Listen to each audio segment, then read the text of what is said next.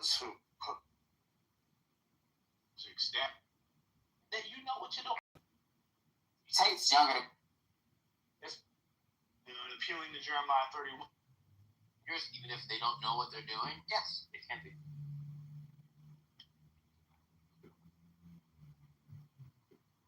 And I pointed out the last room, not just yesterday, whatever the room was the night before, I don't know, one of these last rooms, is that the big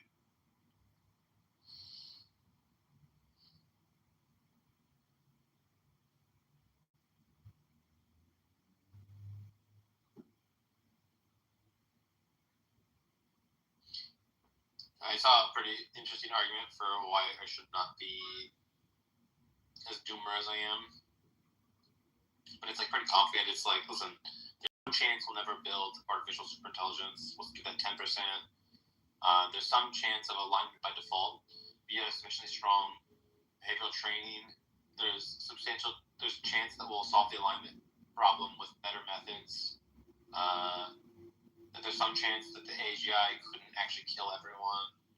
And so each of these like probabilities keeps lowering their total probability that like this is some scary fucking thing.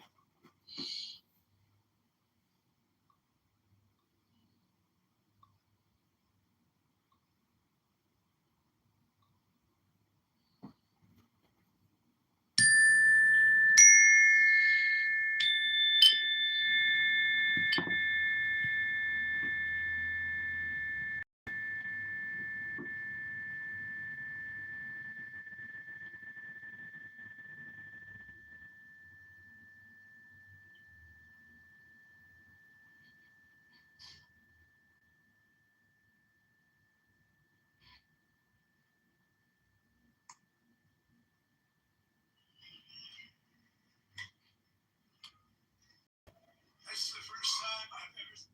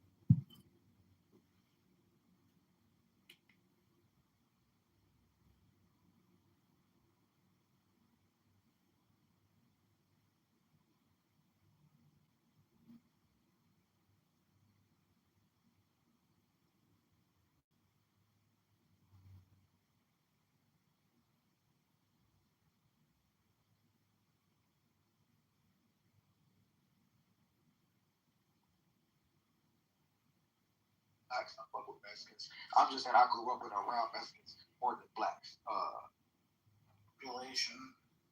I could be wrong. No, it is. And the car lobby. Yeah, I mean it's all interconnected. Yeah, car lobby. Density. No, this how thing more Yeah.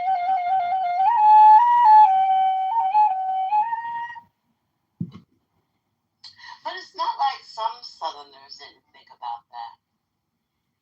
I can think of one politician from the 19th century who thought it would have been a good idea to have at least open transportation in the South. That would have been Jonathan Powell. Cherry, who did he say would build it? That I do not know.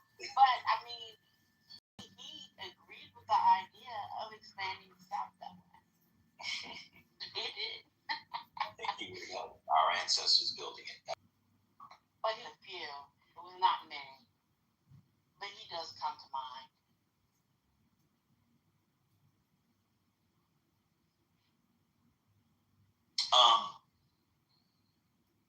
Anything else, Jess, that you want to say on? Did you have a particular thing to dig in on it? Well, not necessarily particular. I guess it was more so about like like how public transportation kind of like is halted in Atlanta, and I don't know if that's just mainly because it's specifically MARTA. Because I'm just kind of not getting into the whole MARTA issue across like Metro Atlanta. So like, leave. You said what? Why don't you just leave? What, leave Atlanta? Yeah. Well, I just moved back, so I think I got a little bit more time here. But Where? Huntsville, Alabama, actually. Why don't you just leave? It's on the list. I think I'm moving my 30s. Why don't you just? I always forget. You be fooling people. People think you're great. People think you're old. Yeah, me and Library are peers. Yes. A lot going on here. Why don't you just move to DC? See, DC is on the list, but DC, everything would have to be perfect because the cost of living in DC is insane to me. I don't know. I don't like it. But if the job paid well, and I was in like the perfect area, I would actually move to DC. I like DC. Every time I visit, I've had a good time. The traffic is a fool. Well, you wouldn't need to drive. You just live in the city. Yeah, I'll take the train. Yeah. Well, I wouldn't Or the bus. I wouldn't recommend taking. Well, I'm old. I no longer take. I haven't taken the DC Metro. What year? 2025. Oh, I was there this weekend. I haven't taken the DC Metro in. I don't think I've taken it in New York. So I can't go underground at this point. I can't do it. But you young people can do it. It's a lot. They have elevators from the sidewalk down to the train station. No, I don't want to be on the train. I don't be on the train either, not anymore. I just I'm don't down want with that. Yeah, I remember when I visited New York, what was it, 2 years ago? Like, I thoroughly enjoyed taking the train everywhere like that. I could see that. Yeah. I have to say that I don't miss it. Were you in Snow? Was it called Snow? Not Snow again. I check off. Were you there just when Atlanta traffic got stopped on was it the 85 or no, the Beltway a couple of years ago? People couldn't move. Yeah, in 2014. Yeah, I was a junior in high school. Yes. Oh my God! Wait, it was that long ago? 2014? It was 2014. We were snowed in for I think almost a week. That's when Georgia woke up and realized that they needed to start investing in like the stuff for snow. Yep. I can't believe it's been that long either. How many inches of snow? For Georgia, it was like a half inch to an inch. But Sherry, we've never gotten that. It's so embarrassing. Yeah, because I live in the East Coast, so snow is not a big, except for those people who like to complain about it. But yeah, I mean, I don't know why people complain about the snowstorm this weekend, but I'm like, y'all had gotten spoiled. See, it hadn't snowed in a while. Folks got spoiled and they forgot. Finally started investing in like the salt trucks to kind of help with the highway because we never gotten snow like that ever. And now, but now this year we didn't get any snow, but they're quick to issue a state of emergency as soon as it gets below 32. Oh, close everything down. You're not to school tomorrow. It's about to be World War III, end of the world. Snow's coming. That's how they just treat it now. So yeah, whatever it takes to keep the people safe, I'm all for it.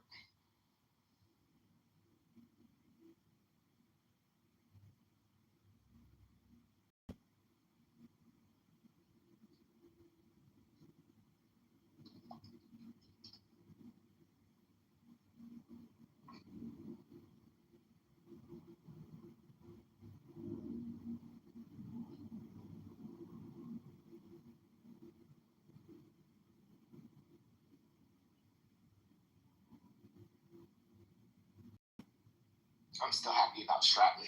She's probably. I mean, she seen. I mean, this is what Adam Carlson says. It seems like she's repeating the Angela also Brooks road to success. But faster. But faster. But faster, exactly. Yeah, I think also Brooks.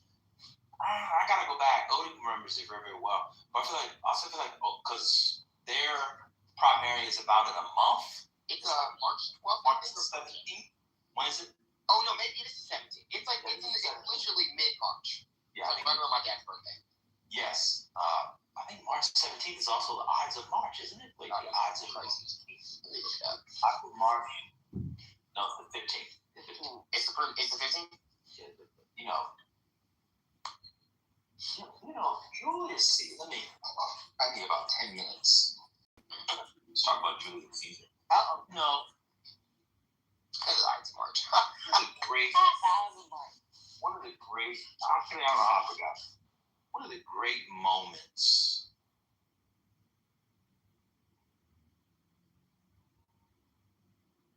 I was on a bus. It was a Chinatown bus. These were buses back when we still had a collective culture that took us from Chinatown to Chinatown. And for those people in the Northeast Corridor, you will remember that because they were a bus where you could go from DC to Baltimore to Philly to wherever, end up in New York. They didn't really stop in Newark that much. For $10, $5, $7. These were Chinatown buses, you see. They had different names, and they effectively, if I recall correctly, put Greyhound out of business and its little brother, Peter Pan. Are you talking about Megabus? Well, you had Megabus, you had Funhua Bus, you had Bolt Bus, you had Chinatown Bus, you had Canal Street Bus. I took all of them because there was a cheapness to it. And I could also sit on the bus and read, or I could sit on the bus and contemplate my existence. And so I recall one time I was on the bus. It was a Chinatown bus, a bus that would take you from Chinatown to Chinatown, but they didn't have bus stations. Instead, you had to find yourself in the Baltimore, for example, on the side of a road, Russell Street somewhere, in ongoing traffic with your bags and 50 people lined up on the bus. Huh? The bus eventually, some buses had deals with Peter Pan or Greyhound, whatever it was, to use their bus stops, their bus depots. But for a lot of these buses, I remember a particular stop in Baltimore. It might have been on, Pennsylvania Avenue. It was over by the train station, Penn Station, not Penn North. They would never go. For those from Baltimore, they did not go over to Penn North Station. I used to get off the Penn North Station to go to church.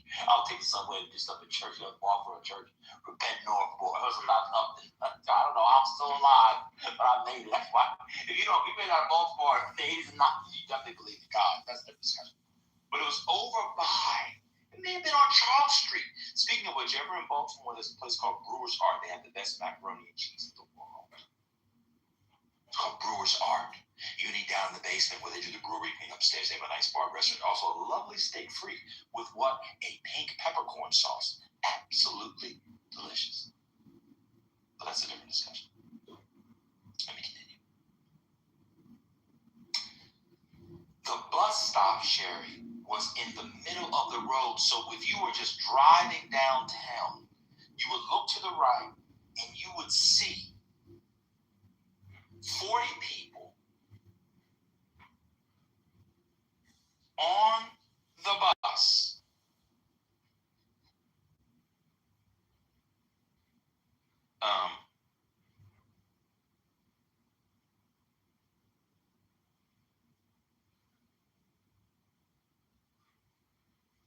Did you lose your train of thought? No, I'm reading what Matt wrote. Wait, did Did the VR already come out yet? Nope, but it's coming. It's going to be later this week or possibly next.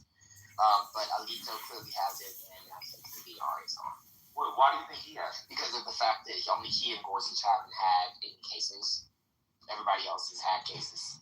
I can't believe that the chief is going to write. I can't believe that John Roberts is going to vote. Well, there may be a majority. Well, I don't know. That would be very strange to me if he's letting Alito write it. But we'll see. I think Alito is also like lazy. He's kind of not doing much anymore. I think he's on the way out. I don't think it's going to be Alito. I was talking about hope. Anyway, the bus, you would see 40 people on the middle of the street. They were all with luggage. If someone were to swerve, these are busy streets, they would have killed 20 to 40 people every time. And yet for $10, $5 in some instances, one would risk their life to get on the bus. The bus would then pull up to the location and let people get on the bus. You see. And so I was taking one of those buses. It was a Chinatown bus which will connect you in the Northeast Corridor from Chinatown to Chinatown. You see. And so these buses, I was on one time. These buses were mobile interstate federal crime scenes. If you went on the bus, you would have seen a multiracial population, overrepresented students at colleges and universities. What are you reading there? I'm reading my biology projects. I'm a pre-med, so I'm sociology, Durkheim. What are you reading? Oh, I'm reading in child psychology. It's a neo Piaget.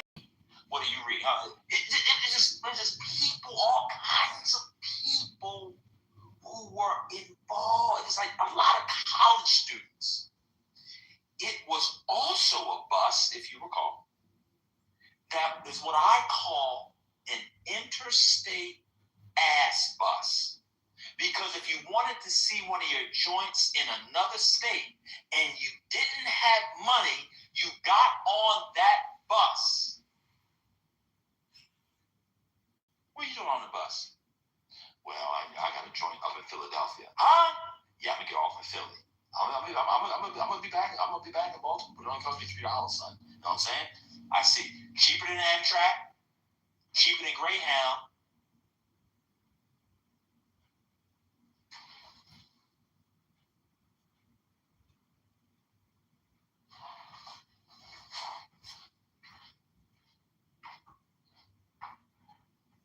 And the gag is, you might get there faster on the Chinatown bus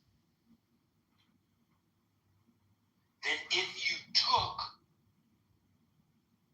Greyhound.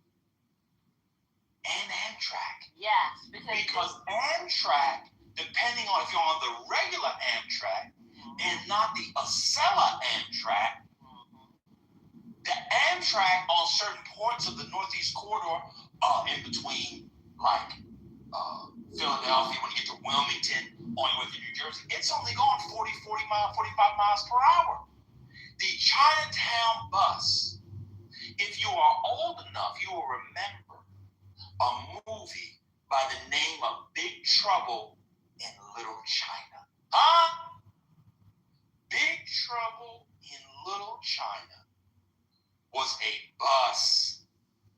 Was a movie in the 80s. That was Kurt Russell. It was Kurt Russell, of course. In the beginning of that movie, when they get to San Francisco, watch this. Watch what I just did.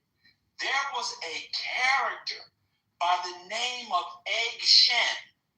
Egg Shen who ends up helping Kurt Russell and Wang Shi and Kim Cattrall's character Gracie Law and of course Mao Yin played by Susie Pai when he goes up against Lo Pan in the beginning of the movie.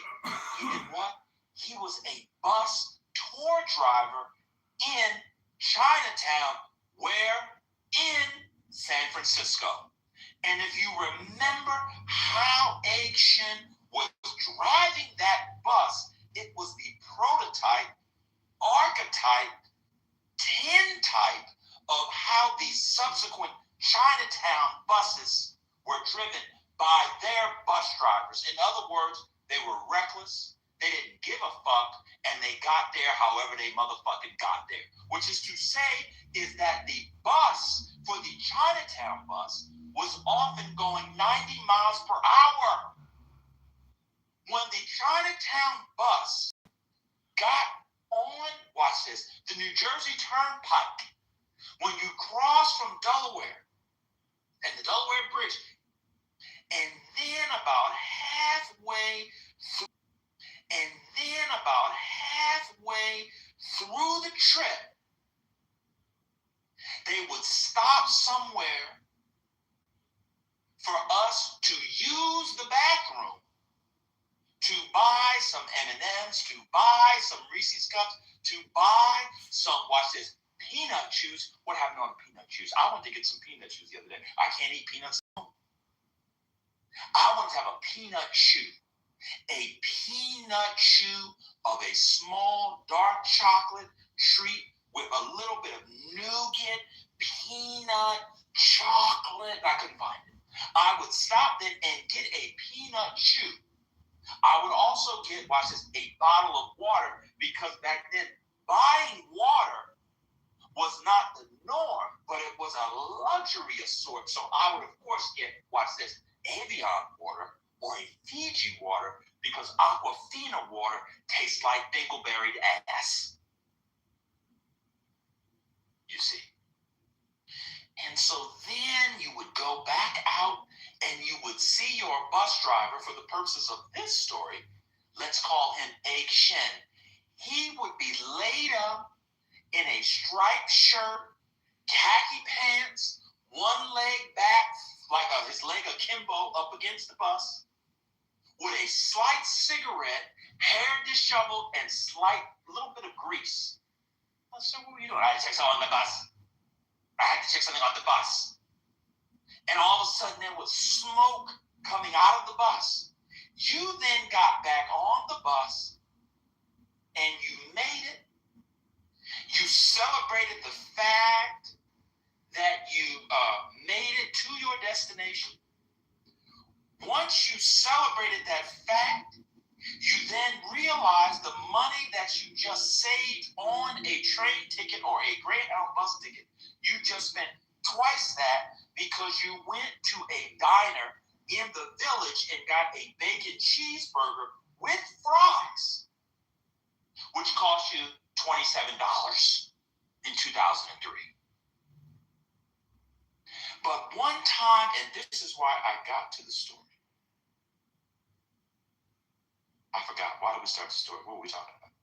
Well, you were explaining, you said you had a Caesar story. There it is. One time, the bus was at a rest stop.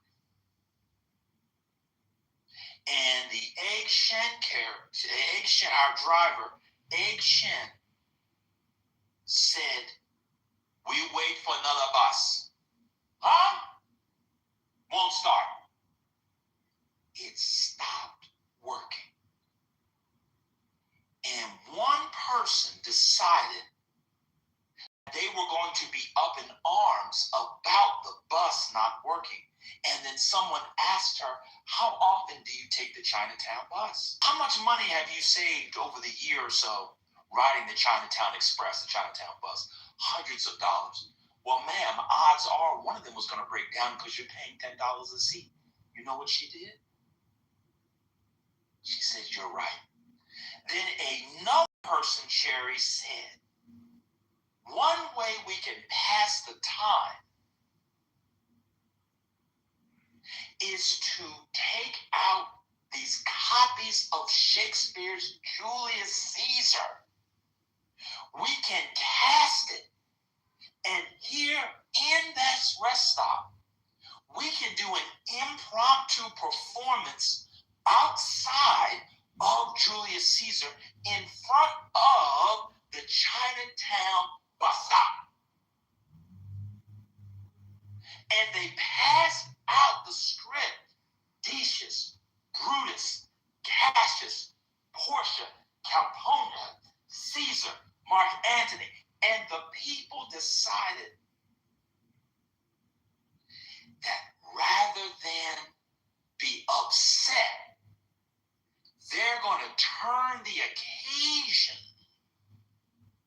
into a Shakespeare, not at the park, but at the Jersey Turnpike rest stop. And they performed it. You will only get that from people who ride the boat bus, Funhua, Chinatown Express.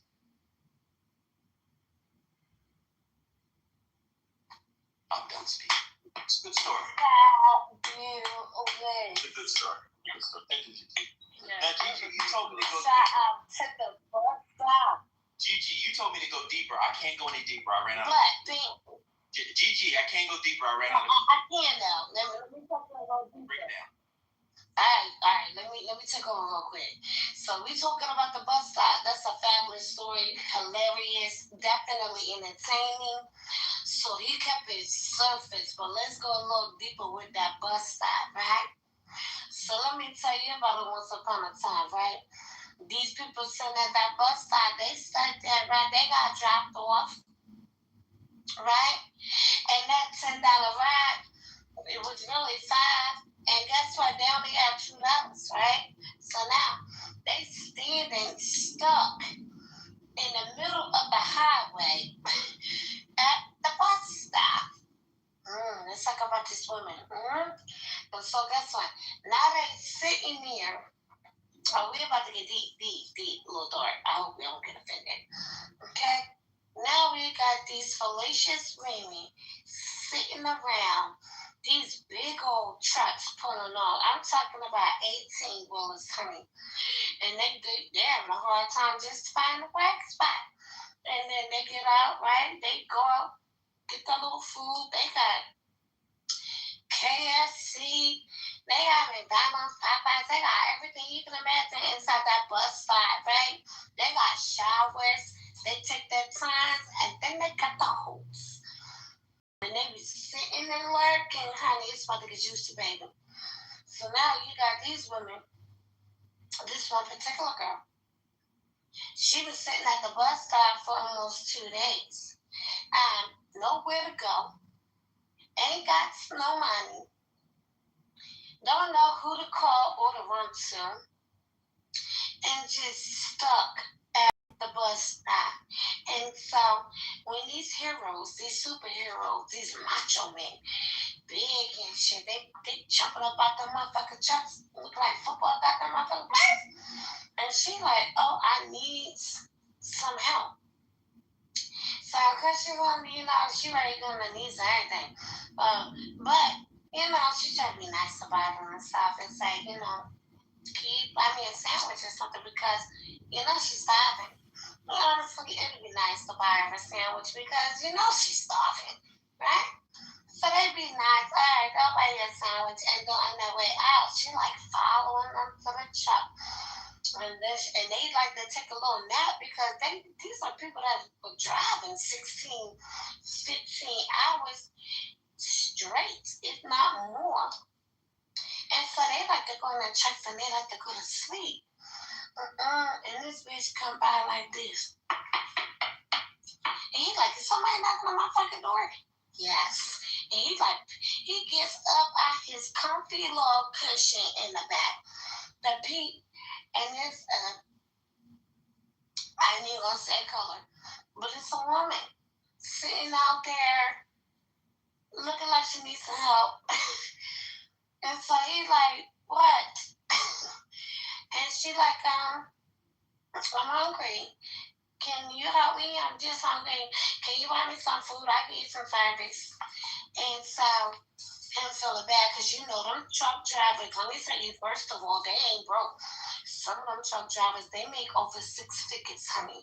Them long ass cargo packages, they be shipping all up and down the country. They getting paid very well for that.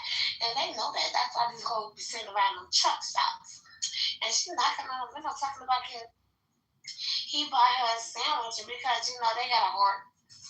You know, they're like, okay. That's all he had to do. And you know, you give her a few dollars to let her go buy a sandwich, and you know what happens when you feed a dog, baby. They ain't going nowhere.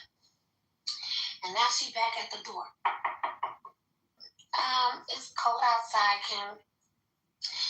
You know, you wanna hang out? Can I come in for a little bit? Next thing, this is a nasty story. I'm telling facts now, but next thing you know, you looking like she need a few dollars. He was on the road for probably 5 days. Why not get this off real quick? Okay.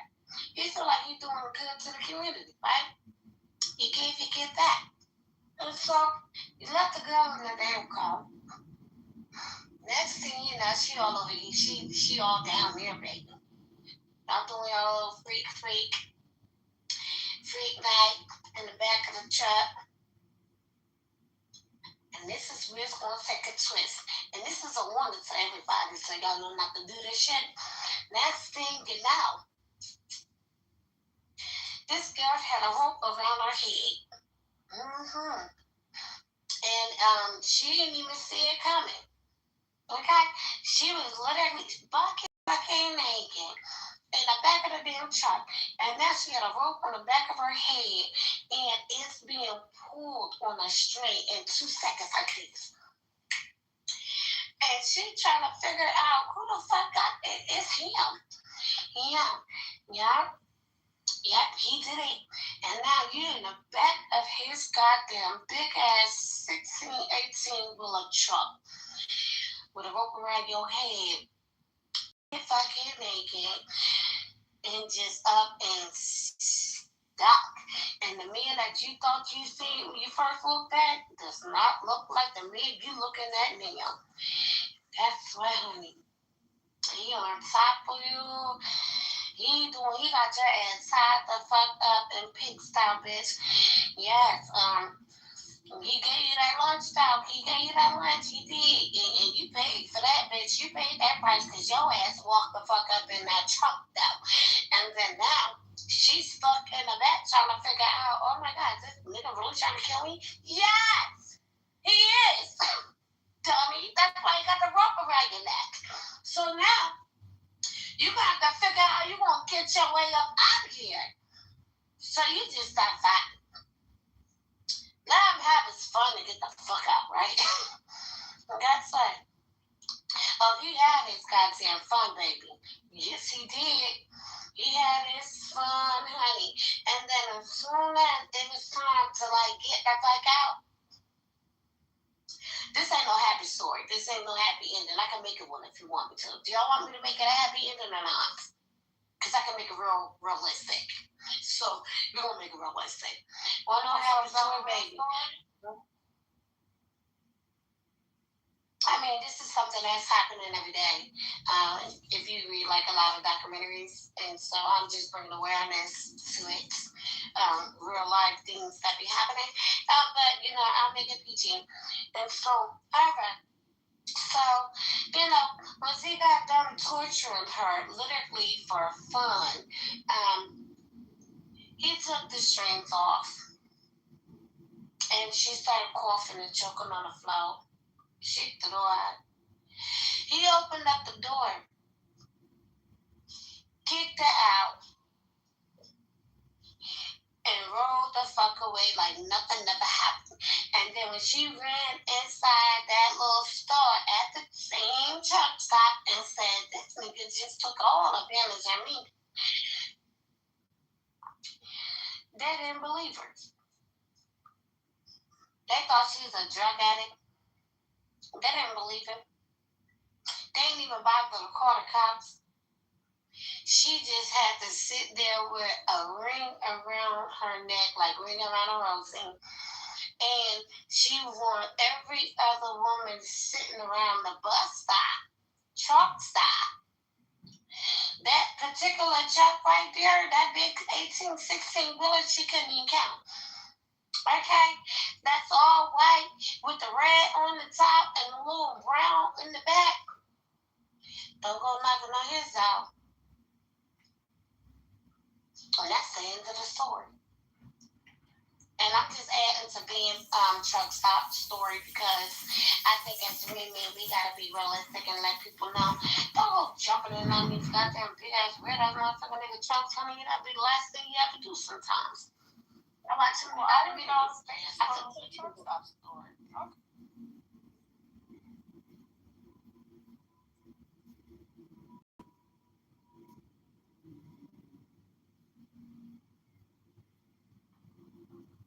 Sorry. See this? You're not even gonna believe what I did, man. I had 60 pieces of silver, and and what you immediately described in what you're building is that not that you know, Claude doesn't make you over-engineer everything. You've been under-engineering.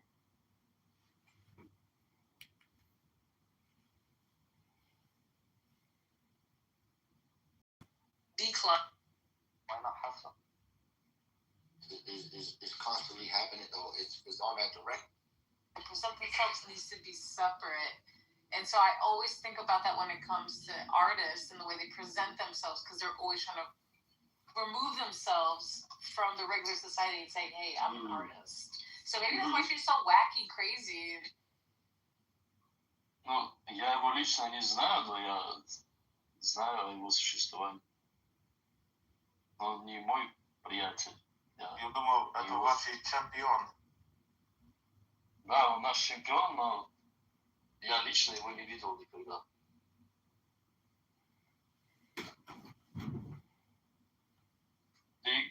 Ты никогда не был в России. Ты русский язык выучил в Америке. Да. Понятно. Где, в Нью-Йорке? You're an Ishmaelite. You're from East India. You're from Muhammad. You're from that new fake false Quran. Something like that. And so, I personally don't see that. But I can understand if someone does.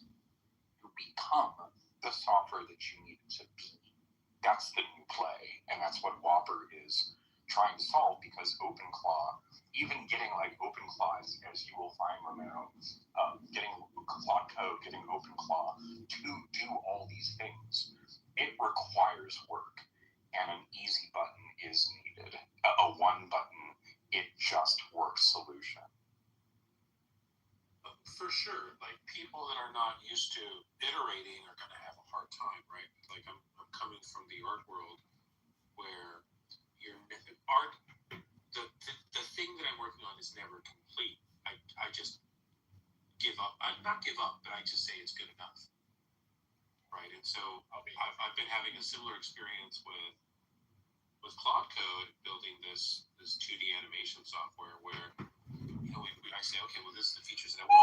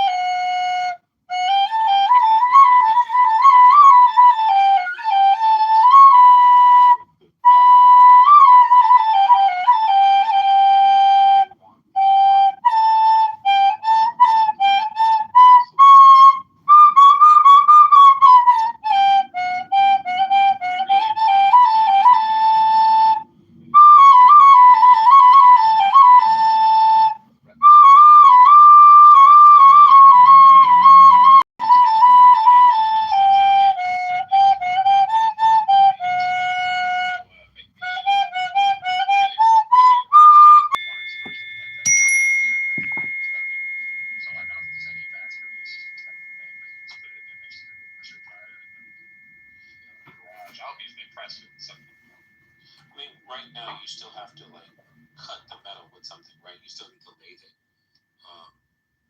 But you're right that in the near future we're going to have molecular levels printing, and at that point, like if you can just print molecules, like at that point you can literally print toast or metal, right? You can just set it to toast, and that really fucking amazing toast that you had that one time in Venice, and you got the code for it, right? Oh, I don't mean that advanced. I just mean like, no, you could just, maybe you just have like, there's like, I don't know, a few, maybe like 5 little, I don't know, receptacles for like, okay, here you put in like, here's the receptacle for aluminum, here's the receptacle for like soil or compost or whatever, and then here's receptacle for plastic, and you just make sure they're topped off, and then you can build like at least like a minimum amount. You can just like fab those things out. I mean, Ryan, I love you, but you talk about this as if it's still on the horizon. If you close your eyes and count to 3, I can give you examples of where they're doing this now. It's Molecular printing. Yeah. Well, I mean, I'm talking about like atomic scale printing at a hobbyist price, right? So like, the first time I saw something about 3D printing was in 1999. They were using these big vats of gel and using lasers to harden the resin. And it was this big machine that took up, half a wall, and was the size of like 4 Xerox machines put back to back to back. And you go from 1999, where that is the state of the art, to 2026, when you can buy a high-res resin printer that's giving you What is the proof that Ali said he's muscle? What is the proof that after Ali Dat had hier gewoon deed. muscle? What is the proof that what is the proof The Prophet Muhammad said that after me, it's gonna be the book and my family.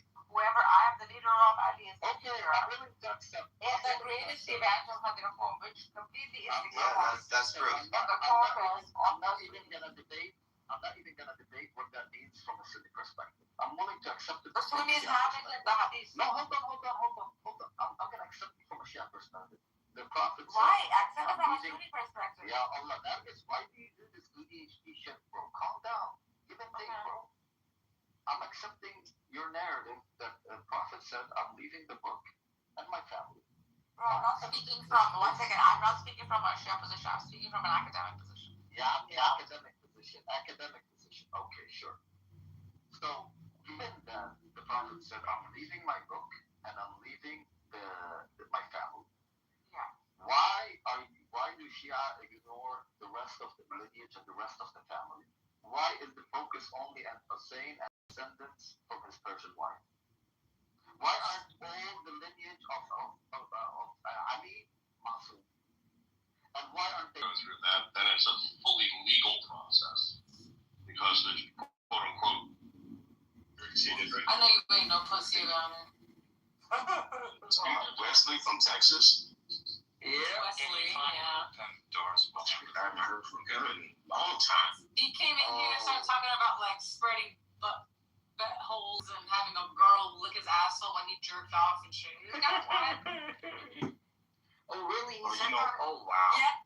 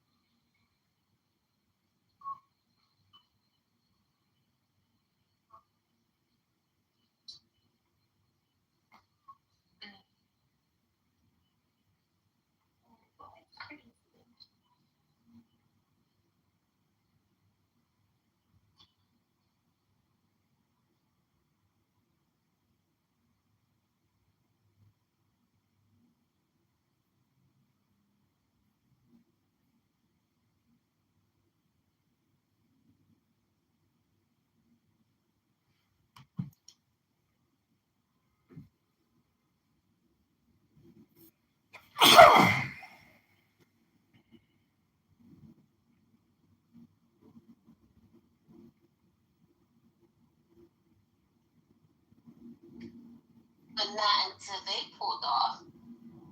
So he sat there. There is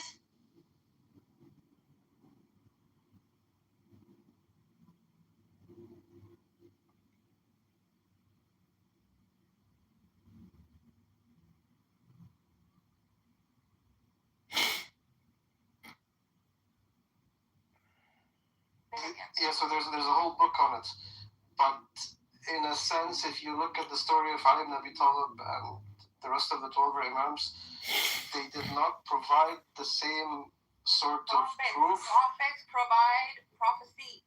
Imams provide guidance. No.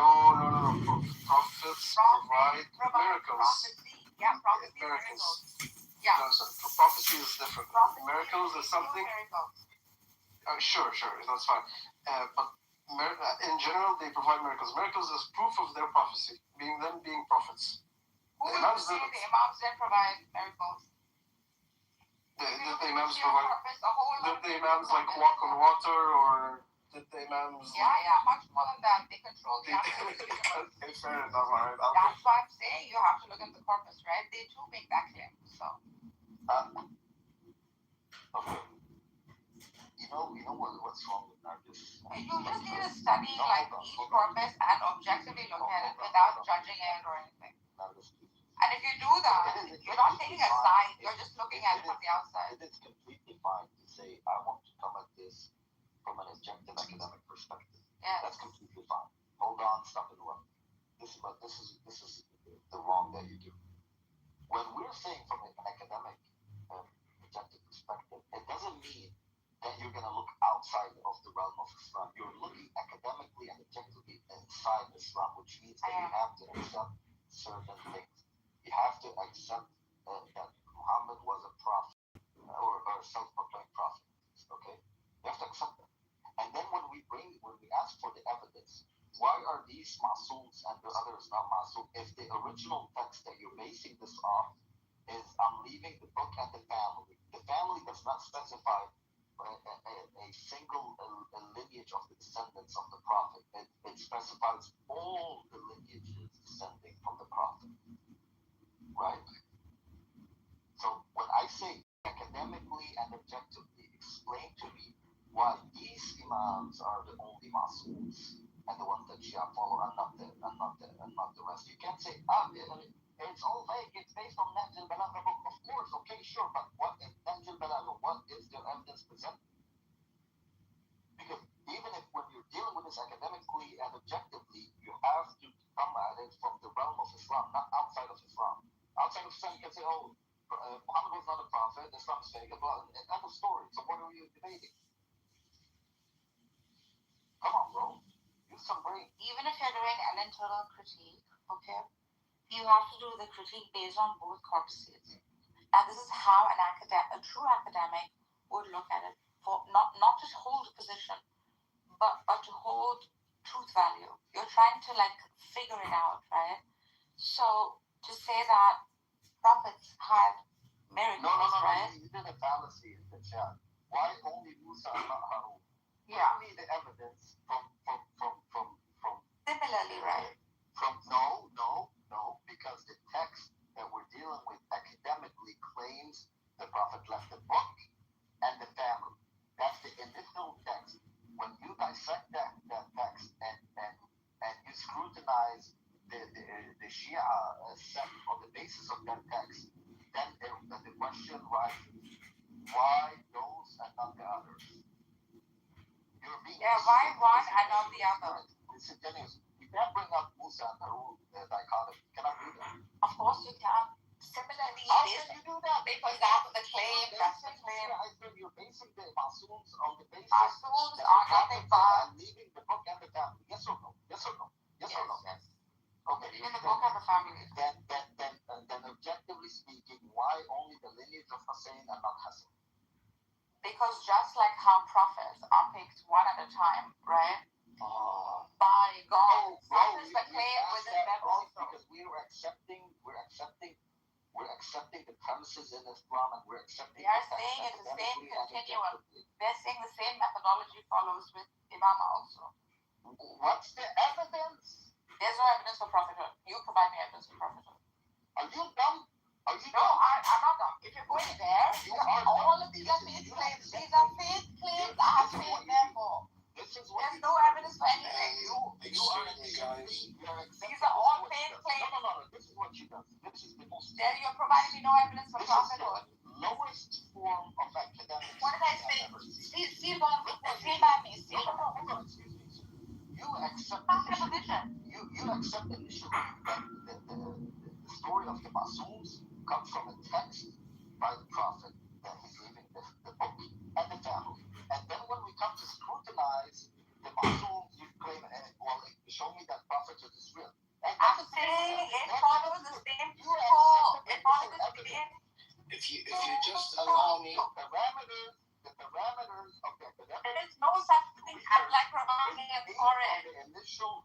That the prophet is the true The prophet. parameters, Nargis Habibi, Aziza, the parameters of this conversation is set on the initial acceptance of the text by Muhammad. This is a You faith can't go claim. outside of that parameter. I'm making a that too is a faith claim. There's no way you can provide me evidence that this person in Arabia, 7th century, who proclaimed prophethood, is a true prophet. It's because your faith he is, right? I understand that. Okay, same thing with them also. We are debating on the basis that Shiism, it came from Islam, it is an Islamic sect. Those are the parameters. We cannot go outside of those parameters and start talking about Christianity. Are you dumb? What are you talking about? I'm following the same premises. Okay, do. Can you help us out here, please? Can someone logical come in, please? Because this requires We're debating Shiism. And how does the Masoom story stem from Islam? It stems from a text by the Prophet where he claims, or the self-proclaimed prophet. It's not text. Which text is that? Every word you say, you have to provide evidence. He's leaving the book and the family. What is that text? It's a faith claim that he said that, right? Everything is a faith claim. will you please allow me to say something, guys? I understand objectively it's a faith claim objectively because there's no evidence for it, but when you're debating Shiism, you dumb retard. So you have to accept everything. That's why I'm saying that too. Their belief is based on the saying of the prophet. You're saying why one, not the other, right? Everyone is Masoom, why one, not the other? As prophets come to existence, you're not listening to me, bro. I'm giving you very objective No, you're not. As one is to the other, such is. See, he doesn't want to listen to what I'm saying. Yeah, I don't think so. I'll send you the paper for it if you want to read. If you're interested, if you want to debate, then that's a different thing. Nargis, you're pissing me off because you're not being genuine. I'm pissing you off because you're not even listening to what I'm saying. I have no issue debating politics, religion, sociology. Your weak area is religion, bro.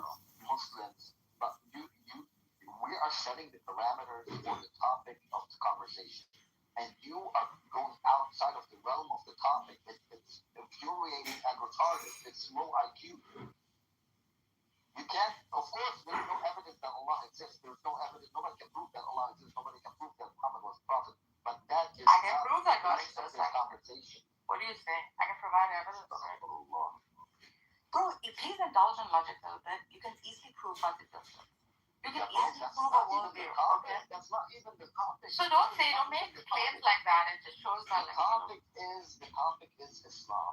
When you are writing a research paper and you want to scrutinize Sunniism and Shiism, you're going to bring the Shia theology.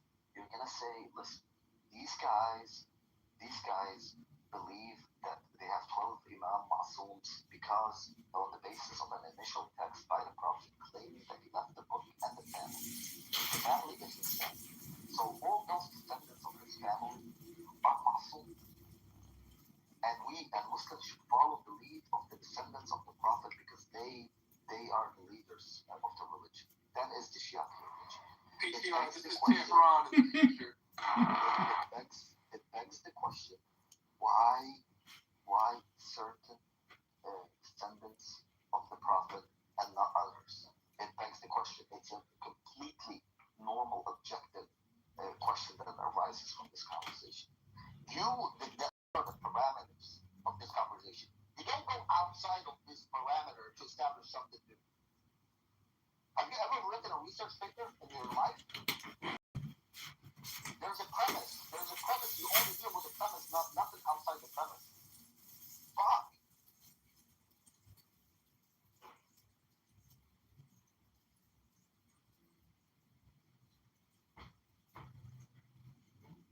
Assalamu alaikum wa rahmatullahi wa barakatuh. Good afternoon for everyone. I don't understand the argument here, yeah, Prince. I wish you can help me out. Because her first claim was you can't prove the existence of Muhammad, right, yeah, Prince? No. I don't say that. Okay. She was talking about Ma'soom, right? You can talk to me, bro. I'm exhausted. Engage in logic or not? If you don't engage in logic, don't talk to me. The topic is the Shia believe in 12 Muslims. That's easy to debunk. Yeah, but objectively, we're Actually, I've been waiting just to speak about this Ma'soom. Yeah, I'm gonna go logic as much as I can. You see, Ma'soom, just talk about Ma'soom. What's the meaning of Ma'soom? First of all, our Prophet Muhammad has Ma'soom only for giving us the religion. But as a human being, he made mistakes. Like there is in Surah, عَبَسَ وَتَوَلَّى إِذْ جَاءَهُ الْأَعْمَى. And you can see in other places when he fought a war in Uhud and didn't know that the people will go to behind the mountain and Khalid ibn al-Walid will take a circle. You see, he's a human being, but whatever comes for giving the religion, he have isma.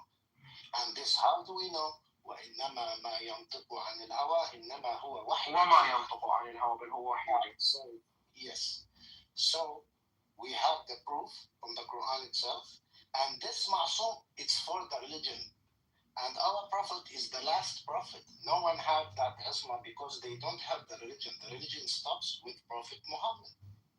This is what happens.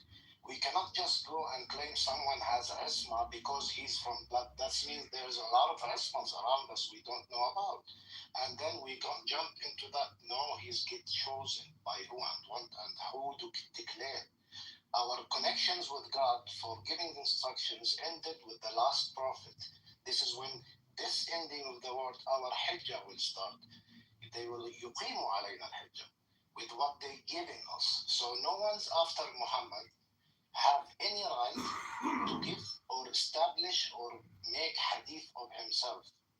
Even people lived around Muhammad, they only helped carrying and gathering Quran and passing what they heard about Muhammad. They didn't even dare to establish hadith. Thank you very much. Have a good day. Thank you, Salah. I appreciate you sharing all of those information with us. Yes, I've missed it. And I want to add another thing to the things you've said. There is another ayah which is really clear. The ayah that basically say, يا أيها النبي لما تحرم ما أحل الله لك تبتغي مرضات أزواجك, which is basically translate to, O Prophet, why do you do tahrim on things that we made it halal? That literally says that even the Prophet himself, he wasn't a sinless guy outside of Najis. So when you apply the same argument or the same logic on the Prophet, and you have to apply the same logic over his grandsons, the Ma'soom that you follow, which is Ali and first you got Ali and Hassan and Hussein, then Ali Sajjad, etc. till we reach Imam al-Mahdi outside of Najis. And one other thing is I don't understand the logic behind saying everyone who's related to the Prophet is a Ma'soom or is a sinless. Can't we apply the same logic on Banu al-Abbas? You know who are Banu al-Abbas, right? Those are the literal cousins of the Prophet. You have Abbas was the uncle of the Prophet. Then you have Abdullah ibn Abbas. Abdullah ibn Abbas was the direct cousin for the Prophet. He had a lot of sons, and after I don't know 200 or 100 years, we had a whole new caliphate called Khilafat Bani al-Abbas or Khilafat al-Abbasi. Those same people were the cousins of the Prophet. So I don't understand why do you apply love and basically praising to a part of the family of the Prophet, and remove every single privilege from the other side. I don't understand the logic behind it. And one other thing, like I don't know if like I've heard you well, or because like you were basically disclaiming or like trying to disprove the existence of the Prophet Muhammad historically. I mean, like I can prove that historically without using. I was not saying any such thing. There's enough evidence for the existence of the historic Muhammad.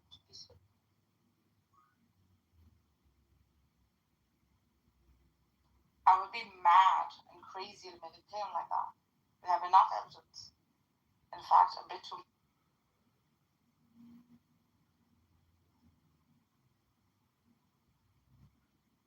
So you guys are sold on the Sunni Iran idea, right?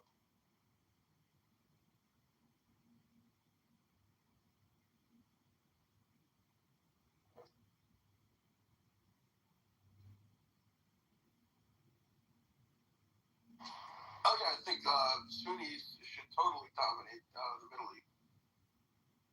Hell yeah, go. Because Sunni dominance means American dominance. Fuck you. You're just a little bean in the machine, bro. Well, I'm still a Roman citizen, so. America's not Rome, bro. Yes, it is. So Rome was a fucking Jewish, It's the closest thing Western to liberal In democracy. terms of how the United actually, States. in the beginning, yes. This is such cope. Oh my god. No, in the beginning, Rome was very much a Jewish-controlled empire, like the original Rome, right? And we subsumed it later. At the end of the day, we don't need states. Now, to the extent we have states, yes, all states are satanic, so I'd rather be on the side of winning one. And guess what? The Jewish lobby did influence Rome back then as it does now, right? When they lobbied Pilate to kill Christ. That was the Jewish lobby. Yup. So it sounds like these are Jewish empires instead of Roman. So this is just the new Jew empire. Well, look, history always repeats itself, right? History always repeats itself. Ultimately, Rome will do exactly what it did in 70 AD. It's only a matter of time. This is why Netanyahu was warning him of the next battle with Rome. He doesn't care about Palestine. Yup. No shit, he doesn't care about Palestine. He conquered Palestine. The thing is, the Jew, at the end of the day, his greatest fear will always be, people like Francis and Leo. This is what keeps them up at night, nightmarishly. I mean, it's just true. Like, this is who, this is literally who they hate and fear more than anyone else. You know. These are their best friends. No, bro. Pope Francis is These are the best friend. their best friends. Pope Francis is the best friend of the Jews.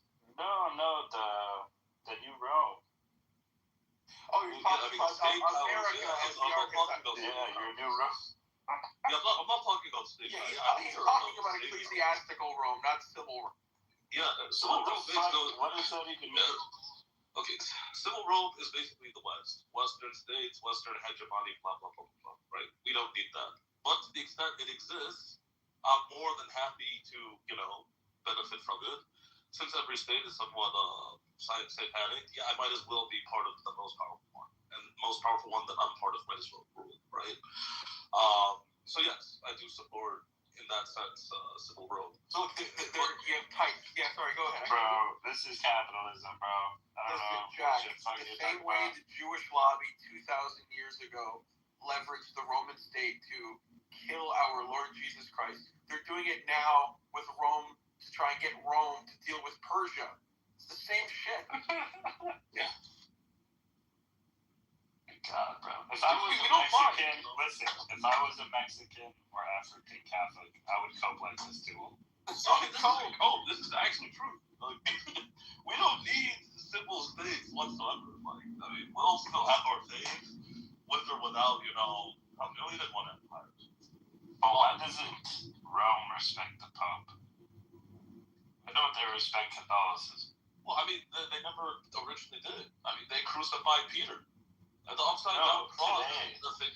Like the Christian version of Rome. Yeah, I'm saying, we never say this version of Rome is Christian. We just say it's civil Rome. The only Christian Rome that exists is the Catholic Church. Everything else is just like, fucking hell, how can these guys not score? The truth is, none of the two Abrahamics, listen, baptized, none of the two Abrahamics need a state to establish religion. You're right. Yeah, no, we don't. Beautifully said. There's only one amongst them who requires a state to establish land. Like land, as though land is like, point. Nargis, are you saying this because you guys are losing your only good state, or what?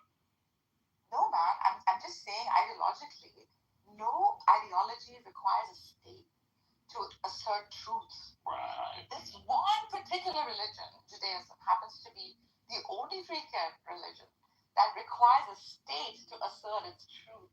Nargis is actually correct. When you see Catholics like in the civil sense, Rome worshiping and being like, oh, Pax Romana, Pax Americana, it's really just like how the fuck do you not play this? Anyway, sorry.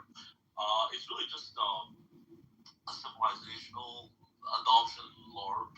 We don't need it. I mean, if it requires like material to assert Godhood. And how absurd is that? You need land on earth that is temporal, okay? For the eternal and transcendent. For eternal to exist. How bizarre is that? How illogical is that? How materialistic is that? Exactly. What kind of truth is that? It's false. Precisely, which is why we divide between ecclesiastical Rome and civilizational Rome. Now, ecclesiastical Rome, like we said, we don't need a single state. Now, civilizational Rome, yes, is a state, absolutely, but so was it back in the days as well. Now, it's also where I'm from, so I might as well have, the place where I'm from be the powerful satanic state, since all states are kind of satanic. This isn't Islam and Christianity expanded based on this is not cool. This is ideological truths. Islam and Christianity that expanded still didn't require a state to assert their truth value. Like even if there wasn't a tiniest piece of land, okay, assigned, okay, to say the Muslims or the Christians, Christianity and Islam still lives on, right? Because it doesn't depend on a piece of land or on a location. Because its message is said to be eternal. God here is free of, a temporality, of land, of space, of time, etc. This is the only one that either has been fabricated to, assure that land equals God's existence. Do you see how bizarre that is, outside? Do you see how false that is? Oh yeah, it's perverse. I'm going to put up a PTR that encapsulates this in our ideology very well. If I can just find it. I always lose these when I need them.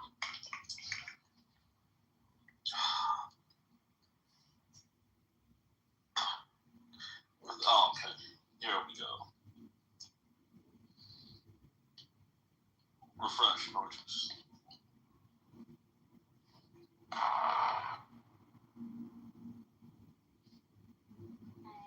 Let's look. What did you put up? Learn the difference. Yep. Hatred of Israel, which is the Catholic Church, is a characteristic of Judaism. The real Israel. Exactly. But this guy just said Berbers ain't brown. You're bruh. Come on. Well, what are we doing here? You know what's crazy? I troll Spaniards and I find pics of Algerians that look way whiter than them, and they're just cow fake, bruh. Telling you, bruh. I don't know how y'all ended up blacker than us. That's funny, dude. I've seen North Africans that look way whiter than Southern Spaniards, and they cope about it. Some of the Spaniards are like, well, according to these genetic cluster maps, I'm like, bro, if you have to pull out scientific maps to prove that you're white, you already lost the plot, bro. Facts. Did you have to do that before? I have to, yes. I was making a point to tell people that I'm 70% Europe. Yo, have you ever heard of CI? Like, shut the fuck up, you nigger. Yo, have you ever heard of CI? CI, who? Christian Identity. Oh, yeah, they're retarded. They're like PHI, but for white. Yeah, they're so fucking retarded. Yeah, they're like, what is this? Oh, you gotta look into it. So, I ran into them on Twitter. They're too fucking retarded, bro. He's saying that, like, salvation is only for the European white people. You've been on Twitter, Benny? Yeah, I've been going on Twitter recently. Bro, You've been talking with the Pallies? It's white Hebrew Israelite shit. It is white Hebrew Israelite, which is funny because I used to call the Ashkenazi Jews white Hebrew Israelites.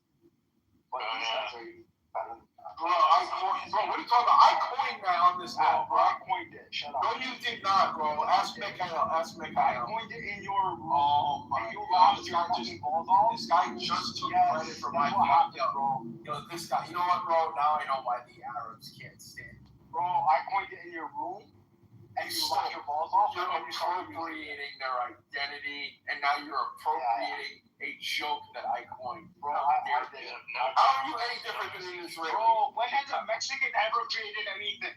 Bro, civilization is a fucking code. You motherfucker. You just Israeled my joke. I jewed you, bro. Betty Goy. Oh, man.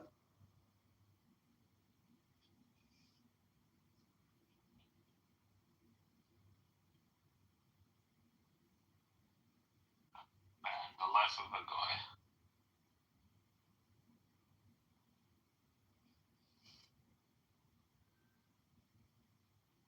Wavy. What's good, Oilers? How you doing, bro? What's good? Just chilling. But yo, what's this fucking cracker Hebrew bullshit? What are they called again? Which one? Like the one that Benny was talking about. Called CI. White Hebrews. Christian Israelites. If I put this in your Twitter, I'm not gonna find it. Well, hold on. Do I have to? Hold on. I probably gotta turn this into something else. Christian Identity. Christian Identity. Yeah. Christian Identity. Bro, okay. That's kind of a tough one, bro, because like these Hebrew Israelites, they twist the Old Testament to their means. How do you? These guys twist the New Testament. How do you twist the New Testament, bro?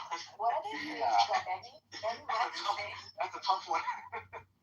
What is the CI saying? Benny, what is the Christian identity saying? That salvation is only for white Europeans. Huh? Say it again. That salvation is only for the white European man. What Bro, is it? he's saying that it's Christianity for whites only. That's basically. Yeah, essentially, there's like one verse from the New Testament where it's like the salvation is for like the Galatians and the Scythians, as well as the Judahites or something like that. And then they take that and say, oh, the only people mentioned are like Europeans. But the truth is, the Scythians aren't even European. They're like fucking Tartars that like became like invaded Europe essentially. So it's all retarded, to be honest. Bro, but you know what? A lot of whites think like How do they? Yeah. But how are they justifying it? What's Like, up, they son? got Yeah. mad like this. Instead of saying, how you doing, Jay? Can we make Nergis Pakistani again? No, we're making her Sunday. How are they like justifying The same way, Benny? the same way Gnostics justify their stuff, Jews justify their stuff. Hey, don't easy on the mouth. I'm sorry, but you cannot Yeah, be easy on the Gnostics, bro. You cannot conclude Gnosticism based on the Gospels. What is Gnosticism? Oh, it's nice. It's Like on 5 years old, don't start using big words. no, I know. I don't even want it. Gnosticism is haq is with not. Oh my god. It's so nice. Never mind. I'll Google. Fuck this. You don't There want many to times, Google it though. either. The explanation before. God. We'll Never explain mind. it to you some I'll other just. day. Okay. Not a baptizer. He does not do that.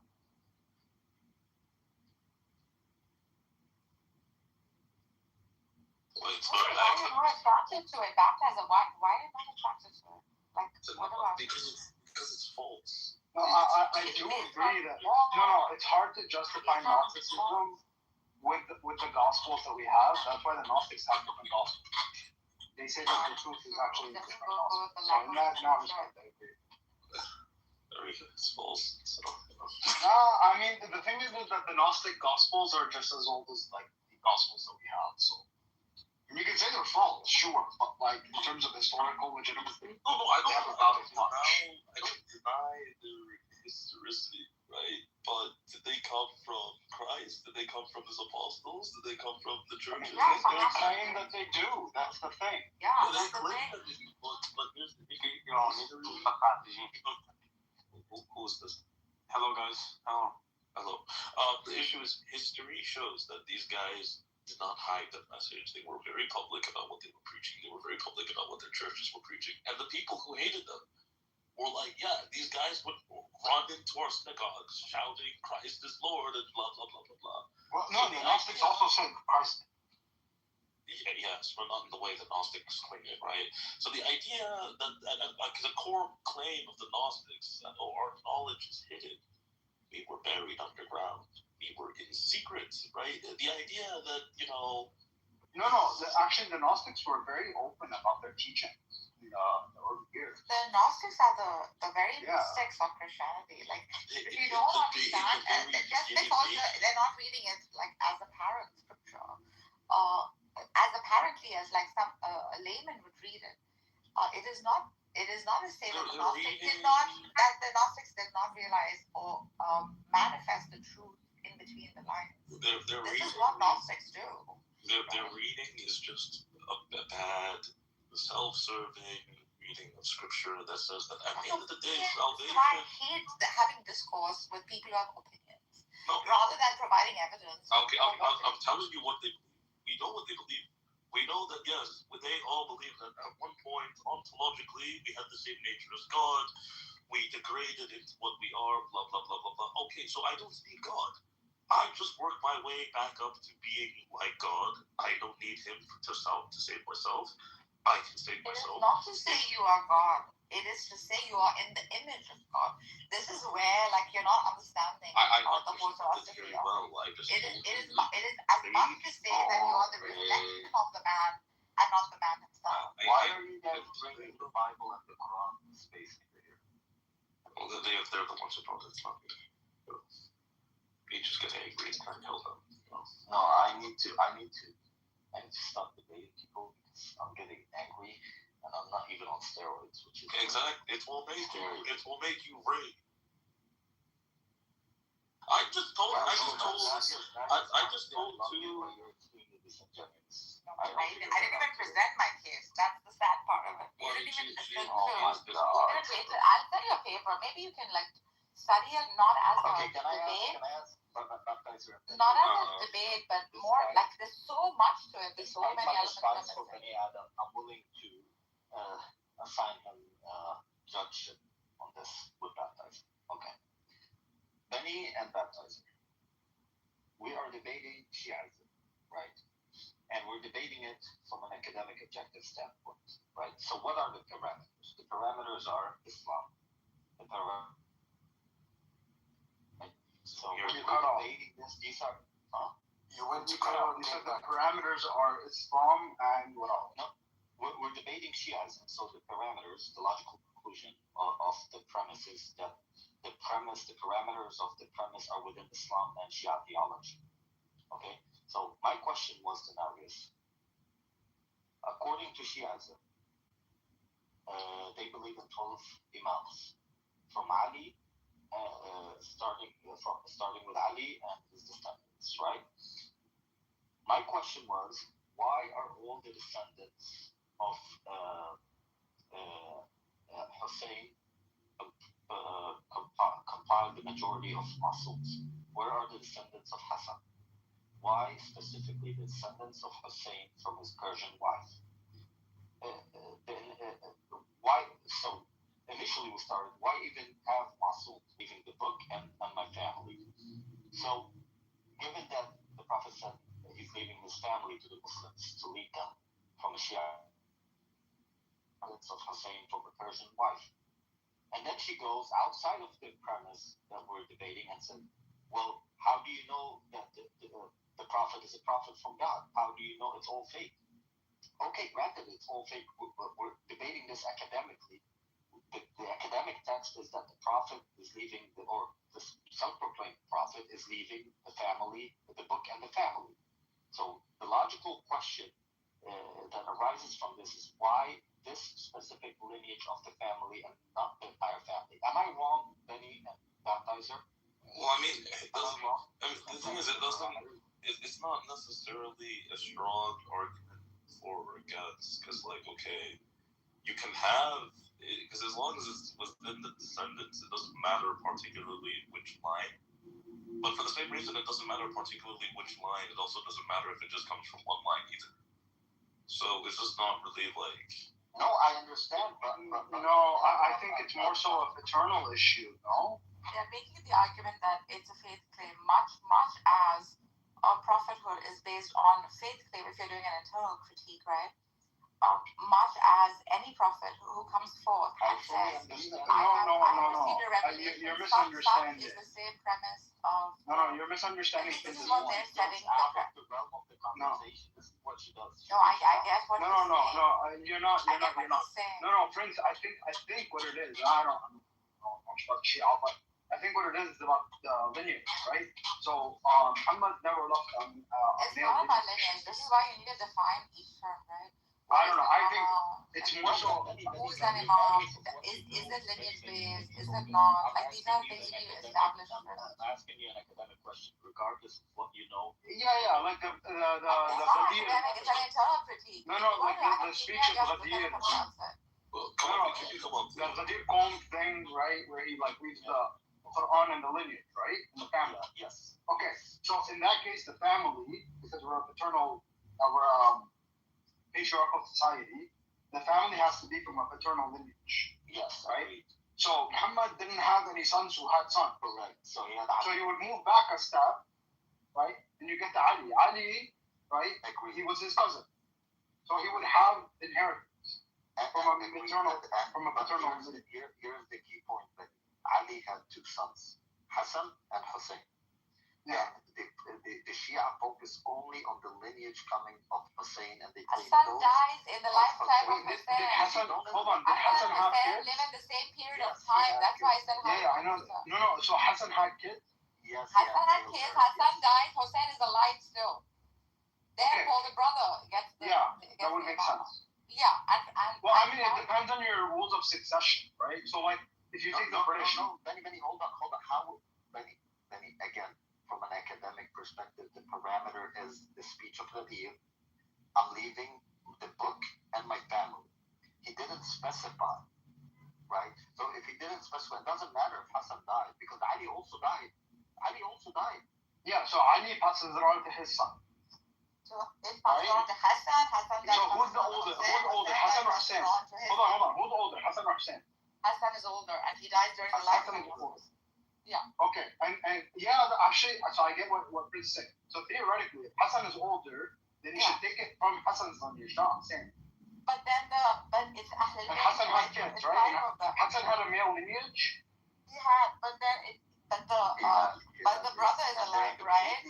And then but he specifies who the Ahlul Bayt is. So you ignore Hassan's lineage and you focus on Hussein.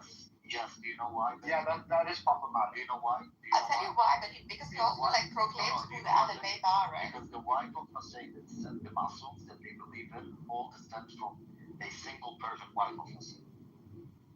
Subhanallah. It's not mother, but here's the thing. This 12er ideology, this is essentially BHI, but from a Persian standpoint. I don't really see Yeah, this that's as an that. opinion. Like you're not doing an internal. I'm literally doing an internal critique. So basically, like specifying who that made this right. I mean, I have a paper on it. Yeah, but they are not only the descendants of Hussein. But Bani Adam, we also believe all the prophets came. That's why I gave you 100%, right? We believe specifically all the prophets came specifically from what's his name, the line of Levi. No. Absolutely, Yes. that's not true. No. Who did it come from? There were several prophets that weren't even Israelites. Okay, yeah, a few exceptions here and there, but the overwhelming Yeah, came from even that's not true. No, I mean you can say Jacob maybe, but not Levi specifically.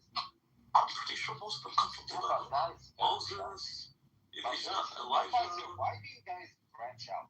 Please, for the love of God, stop. No, we are doing an internal critique. Yeah. I'm telling you, listen. On the, I don't see the. I'm not a Muslim. For the sake of the conversation. And stop branching out matters. Don't piss me off.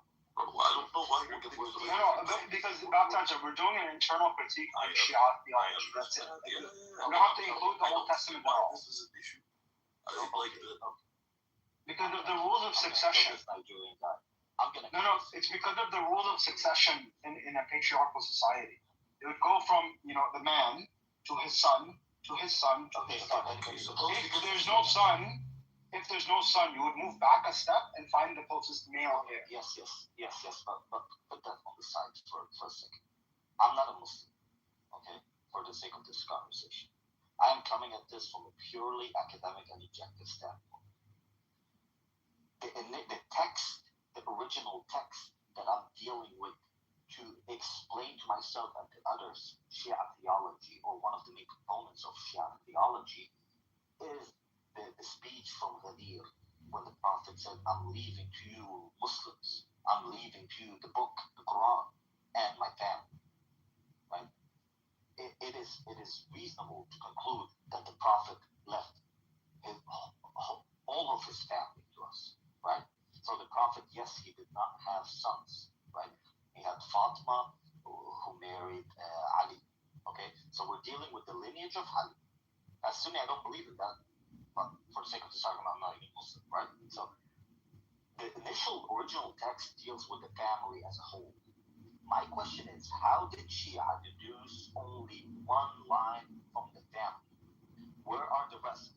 And if you claim that all of the Prophet's family are Masoom, which they do, that's how you end up with the descendants of Hussein or Masoom, then why aren't all the others Masoom? And why don't you follow all the others? And why don't you include them in your books and your hadith and in your prayers? Why? So Nagus comes and it's faith. It's a faith claim. Of course, all of it is faith claim. But I'm writing a freaking paper on Shia theology, and those are the parameters. And if you want to talk about Jupiter, you get it? Hello. معلش برنسيسة ما تزعليش. أقول لك على حاجة. طب look. I've been silent this whole time and I'm thinking like we're here just to troll the shit out of us. I want to say something. According to them, it's by designation, which means that Hassan designated that Hussein will be the next Imam. And Hussein, after Karbala, the only alive person at the time was Zain al-Abidin. Where is the proof that it's by designation? We don't have proof. For us, we don't have proof in they said such a thing. They have their own compilations. No. We do. That's the point. We're dealing with the original text of the father of Islam. That's what we're gonna from an objective standpoint. The father of Islam said, "My family." He designated his entire family. So who the fuck is this Shia piece of shit who claims, it's just the descendants of Hussein? I'm dealing with the original text. Why can't you guys see what I'm talking about? Baptizer, am I going nuts, bro? I don't get it. I mean, I'm approaching it from a logical critique. Like, if you want to say that this isn't the correct line, that's fine. But you want to say that it's an illogical line of descent, I would reject that. I mean, for me, there are much stronger. don't believe all of that theology, but I'm just saying, why one line and not the other? Because the people have fuck up descendants, bro. Like, you know. Because it refutes their theological divine claim regarding this. That's the point. What about it? Why the prophet specified? If you can't prove to me the prophet specified only the descendants of Hussein, you've lost. No, because and here's another claim, and I will give you another. Yallah, the prophet said, "I'm leaving the book and my family." Did the prophet say my family is Muslim? No, but I mean, with the first one, the issue is all the descendants of Hussein will be descendants of Muhammad anyway. Salam, if I could chime in a little bit. Yeah, go ahead. Yeah, I mean, you're making some really good points. There is, you could argue that there is no direct saying where everybody in my family is Muslim, right? However, there are entailments. For example, why Hussein, right? Well, it would be a very good argument that. No, let's deal with Muslim first. Do you agree with me that there's no evidence that he said that the family is Muslim? Not exactly. I agree that there are. You could make the argument either way. I think you're Shia, but try to come at this from an objective. Yeah. I'm perfectly along with you. So when we take on, for example, 3333, and we have Taharno min al-Rijsa. Yes. That makes a stronger argument that this particular group from Ahl al-Kisab have a stronger authority, and that's why they would be the five, which would entail Hussein. So, that would be one claim as to why it went to Hussein instead of any one of the sons of Hassan. Does that make any sense, or would you agree with that, or disagree? I don't know. What do you think of that? Okay, but you know what the problem with that is? Like, this is gonna, and I didn't want to do this, but this is gonna take us into a much bigger conversation about who is Ahl al-Bayt, because what you have to understand is... No, I agree with you on that. I consider all of it. We can't even approach this without taking into consideration the linguistics of the Arabs at the time and the culture. When we say Ahl al-Bayt at the time, it is understood among the Arab tribes to mean the wives. That is true. The wives of the house. That is true. I'm from Ahl al-Bayt actually as well. And yeah, I agree with you in that sense. I don't have a Hosseini lineage, but to have, for example, we know the evidences, we have the hadith from both Sunni and Shia, actually. I'm not doing something. Sure. Okay. And please, like, put your Shia bias on the side. So, no worries, I'm probably the most unbiased. He's not Shia, bro. Chill. Oh, he's not Shia, thank God. Okay. And this I mean, some will consider me Shia, some will not, so it just really depends. You're a heretic. It's okay. Yeah, alhamdulillah. So, I'm willing to accept all of this. I'm willing to accept the family is Muslim. Okay, the descendants are Imam and they're Muslim. My question to you is, where's the evidence that it stops at number 12? And why aren't the descendants of the 12 Imams who live among us today are not Muslim? And why are they not Imams? This is an excellent question. For those who accept critical history, then the 12 specifically becomes problematic as why it stops at 12. However, at the same time, when we go back and examine, we have within even just within Sunni sources, we have the narrations of the 12. So 12. When I was looking into this, can you I asked. I don't have it off the top of my head, brother. I'd have to look it up for you. Look it up, please. You don't know about it? Let's see. I have it in a. Ironically, I have it in a Shia book because they pointed it out. But so are you Shia? But the Shia don't consider you to be Shia because you have some like different beliefs. Wait, so Muhammad, something like that. You don't think that the Prophet said in his hadith that there will be 12 khulafa or 12 imams who will in which the religion will remain aziz, so that يبقى الدين فيه aziz? You don't. No, I don't. No, that's there. Yeah, that's there. That's what I'm saying. It's that is there. So that's the hadith you use as the evidence that you will have 12 imams, right? I don't make that argument, but that is one you of don't make the that arguments. No, that is one of the arguments. That's what I'm saying. One of them. Okay. Cool. What is that hadith called? Can you explain it to me? في حديث عن النبي عليه الصلاة والسلام حديث صحيح. In English, I'll translate it as best as I can. It says that Islam will remain a strong religion until during 12 khulafa or 12 caliphs after me, and then after the 12th caliph it will start failing. There are many opinions regarding 12 caliphs. I think in the hadith it says khulafa. It says khulafa. If it says khulafa, objectively, we cannot enter this evidence. So it differs between. None of those imams were khulafa. So it differs. Correct. No, some of them were, but none of them. Only Ali. And Hassan. Oh, okay. Two. Yeah. The idea is it differs between the Shia and Sunni interpretation, and the Sunnis have different interpretations between each other. Yeah, just to be clear, we also interpret it different. The Shias will use this as evidence of their 12 imams. For us, there are some interpretations. Some say it ends at Hisham ibn Abdul Malik. Hisham ibn Abdul Malik is the Umayyad Khalifa. And some others say we don't know. Some others pick in a different order. It doesn't mean necessarily that they are all after each other.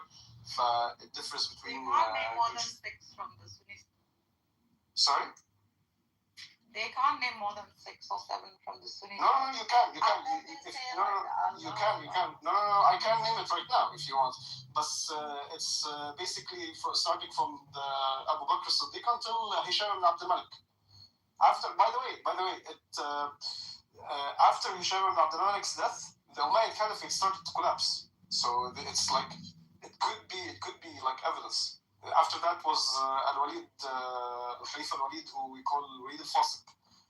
He's basically when he started ruling, the caliphate started to collapse, and eventually, after a few years, the Abbasids took over.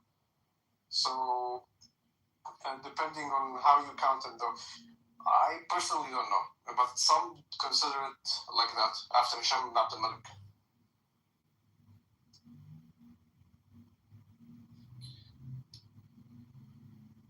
Yeah, I think that's people do try to make that argument, but it's really a stretch though. With that, Of course, it's a stretch.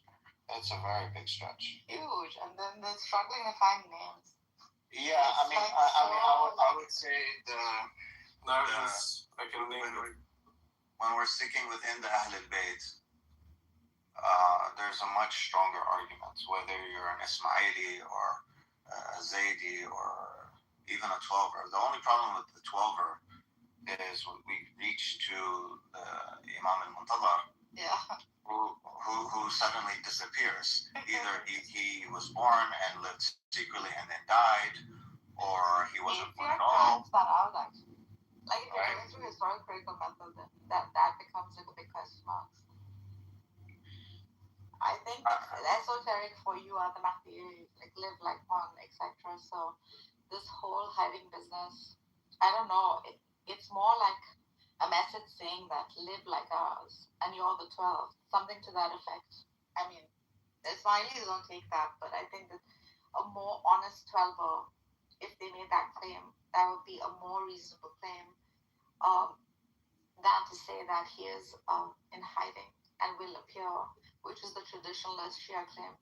So, I mean, Modarisi has some good work on how the 12th, is really not the 12th. So. Ahmad, where are you from? Me?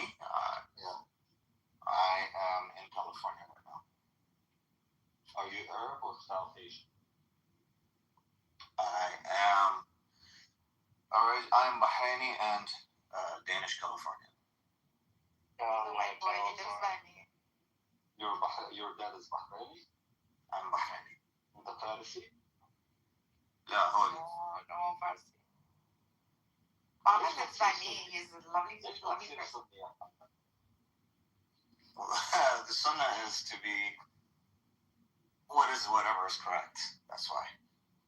So therefore, there are things from the Shia schools that are mythologies, and there are things from the Sunni schools that are mythologies. Myths and legends, yeah, exactly. When something is not when something is not maybe one thing that Sunnis engage with that result in shirk. Well, that result in shirk. Well, I don't consider anything that, or most of the stuff that Shia do, to be shirk. So Ali Madad. None of that. Yeah, none of that is shirk. Why are you calling on a dead man? That's a different subject. We weren't even discussing this. Be reasonable. You know it doesn't make any sense. He's not methodical in the way he thinks. Muhammad is dead. Well, I can start. Why are we switching the subject? Why are we switching? This wasn't the subject, though. He's not methodical. That's not the subject. Even Sunnis use madad and tawassul and istighatha and all of the everything. The real Sunnis use istighatha from okay, first Prince, are you a Salafi Wahhabi? Is that your Salafi Wahhabi? Yeah. Okay. I mean very clearly. First of all, your position contradicts the Quran. I don't put labels. Okay, well, me neither, because I aim for the truth, right? So the labels don't really matter to me. Neither do the boxes of schools, right? Agree with many things that Salafis do. I'm telling you, like the main thing to me is that none of them result in shirk like Shia. I would disagree. I would say the entire Salafi school is shirk. It's based on falsehood. I would say it's even Give me an example. Because you refuse to follow. Do you take Ali as the appointed leader after the Prophet? How is that shirk? That is shirk. You know what shirk is? Do you take any? Is it a Sharia mandate? If the Prophet appoints somebody as he has my authority, right? Which I accept that the Prophet's authority, that man ana awla alasta ana awla minkum, and everyone said yes. Even that is absolutely shirk. That is shirk. You're not doing as your Rasul. No, that is 100% shirk, because in the way that we have taken an authority, a Sharia, other than what Allah has given us. You know what the definition of shirk is? We can have different definitions. No, you can't. Yes, we can. You have taken authority other than God. You have taken an authority, a Sharia, other than from Allah. Yeah, so you worship something else. That is... No, hold on. I'm gonna tell you. That is shirk. No. I'm taking an authority in a Sharia other than from Allah. No, not true. If you don't rule with Sharia, then you've committed kufr, not shirk. You don't understand the definition. An authority other than God is assigning authority to something else. When authority to something else is assigned, then there are two gods, Allah and that other authority. I don't understand that the Prophet wanted to appoint Ali. He would have said it. He did? It's mutawatir. Bro, that's I've read the most related hadith in the Sunni and the Shia prophets. Your hadith of the Prophet say very similar things about Omar or Abu Bakr. Except it was not done in Qadira, right? Except that they are all weak. Every single one of them. How do I know? Because I looked into it. Every single one of them. No, not true. Not true. Not true. The things he said about Abu Bakr are sahih. Are they mutawatir? Did they also take place in None of them are mutawatir. So yes, it does. In my methodology, it does. Because they contradict each other. Your methodology is irrelevant because you're taking our ideology and applying it to you. It's ours. We decide what is it, not you. No, I'm not Rajal. Let's agree that it's a methodology, okay? No, it's the same There's methodology. Usuli, there's Rijali, there's Akhbari, there's so many methods. It is, brother, hold on. Let's calm down, because I don't really care who has what and who doesn't have. Shias have Usuli, Shias have Akhbari, Shias have Rijal. There are many methods. Shias also, actually what you're saying is wrong. It's actually wrong. Well, Shia also have Shia also have Rijal. Shia also have Sanad. Shia also have silsilas. They have chains. Shia don't have study them. Yes, they do. Everything you're saying is completely wrong. Everything you're saying is a lie. It's something you've heard. We are telling you. We can provide evidence for it. I mean, I can give you 10 chains off of, right now. Omar entering the house of Ali and breaking the rib of Fatima. Is that sahih? Look how he shifts the goalpost. He goes to a particular method to discuss the principles. He doesn't debate logic. Why are you making a claim? Why are you jumping to one argument to another when I haven't made that argument? Your mind doesn't rationalize. You're shifting your goalposts. You're shifting your goalposts. Hold on. The Shia don't have Sahih Hassan Sahih? No, they don't. Yes, they do. No, they don't. Okay, it's Ali. It's They do. They use the Usuli, Akhbari, and Rijal. Ali and Omar entered the house of Ali. It's a particular. It doesn't matter. It's extremely live. Bring me the evidence from people crying out it says live. It's extremely live. No, go ahead. You have 2 minutes. How do I know? Because there's only one witness. No. Hold on. Is there any of your scholars that sat down and actually graded all of your ahadith? No. Like Sahih and Bukhari. Yes. They sat down and they graded, right? Yes, they do. Okay. Hold on, and let's not call them my scholars. They are just simply scholars from a different school. Yeah, I'm not saying you in particular, like your groups. I don't claim them as my scholars. Hold on. It's very easy. Refute me right now. Bring that hadith from the book. I think it was in Al-Anwar. That particular hadith? Why should I bring that one? I agree with you on that one. He agrees with you. Are you deaf? I just told you. I agree with you that didn't happen. Majlisi. No. You said it was da'if and not that it didn't happen. But more importantly, what he's asking you. Benny, trust me, they don't have Sahih al-Bukhari. They don't. There is a method of gradation. Don't be a jahil. Show us the book where it says Sahih al-Bukhari. Show us. It's Allah Majlisi's book. Yeah, bring it. Listen, Benny, this is what they do. They compile a whole bunch of hadith in a single book, and there's no da'if and sahih. And some don't even have isnad and they have isnad. They have sanad. The Akhbaris take only sanad. Bro, these are all claims. This is sounding jahil. If you're an academic, nobody will take it. Bring it. Okay, why you guys talk? You just bring it. Okay, you just go get Al-Kafi and open it up and see if they have chains. Okay, bring Al-Kafi and show me Sahih al-Bukhari. You see, they pick and choose. So if you ask if they... You mean if it specifically says a gradation is a sahih or da'if? I can't find that depends on, I suppose that depends on the book. Is it in Al-Kafi specifically? I don't think so. That would be according to, you would have to look at the gradations from Maraja themselves. Ooh, where's did they meet?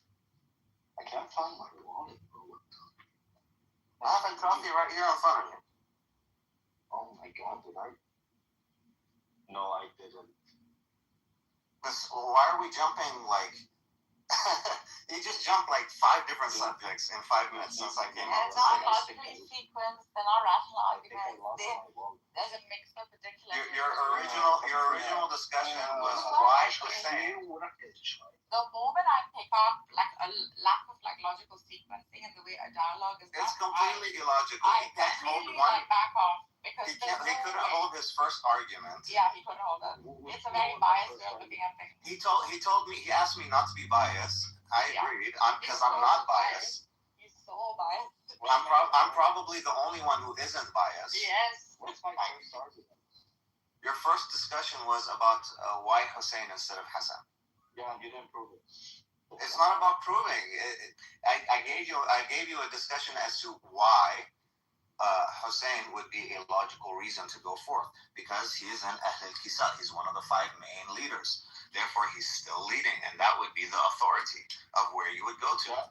That's very reasonable. That's a very reasonable position, I think. No, it's not, because you're bringing proof from something in the Shia books. You mean from the Quran? Yeah, it's from the Quran and it's mutawatir. Sorry, it's mutawatir, Sunni sources and Shia sources. It's extremely mutawatir. Look it up, buddy. You have a computer, right? What does it say? What does it say? What does what say? What does the Quran say about Hussein? That he's a part of the Mutahirin. That he's a part of the Mutahirin, right? Okay, do you I'm talking specifically about Ahl al-Kisa. This is a hadith. The Quran says it's Mutahirin, right? The Quran says that Ahl al-Bayt is Mutahirin. Which also means only the wife. No problem. I agree with that. No problem. But Ahl al-Kisa, no, she's not. Ahl al-Kisa, she is. Ahl al-Kisa, look, man. If you reject Ahl al-Kisa, you have a very big problem. All right, you're not even a Sunni at that point. All right, you're probably a Zionist Jew or something.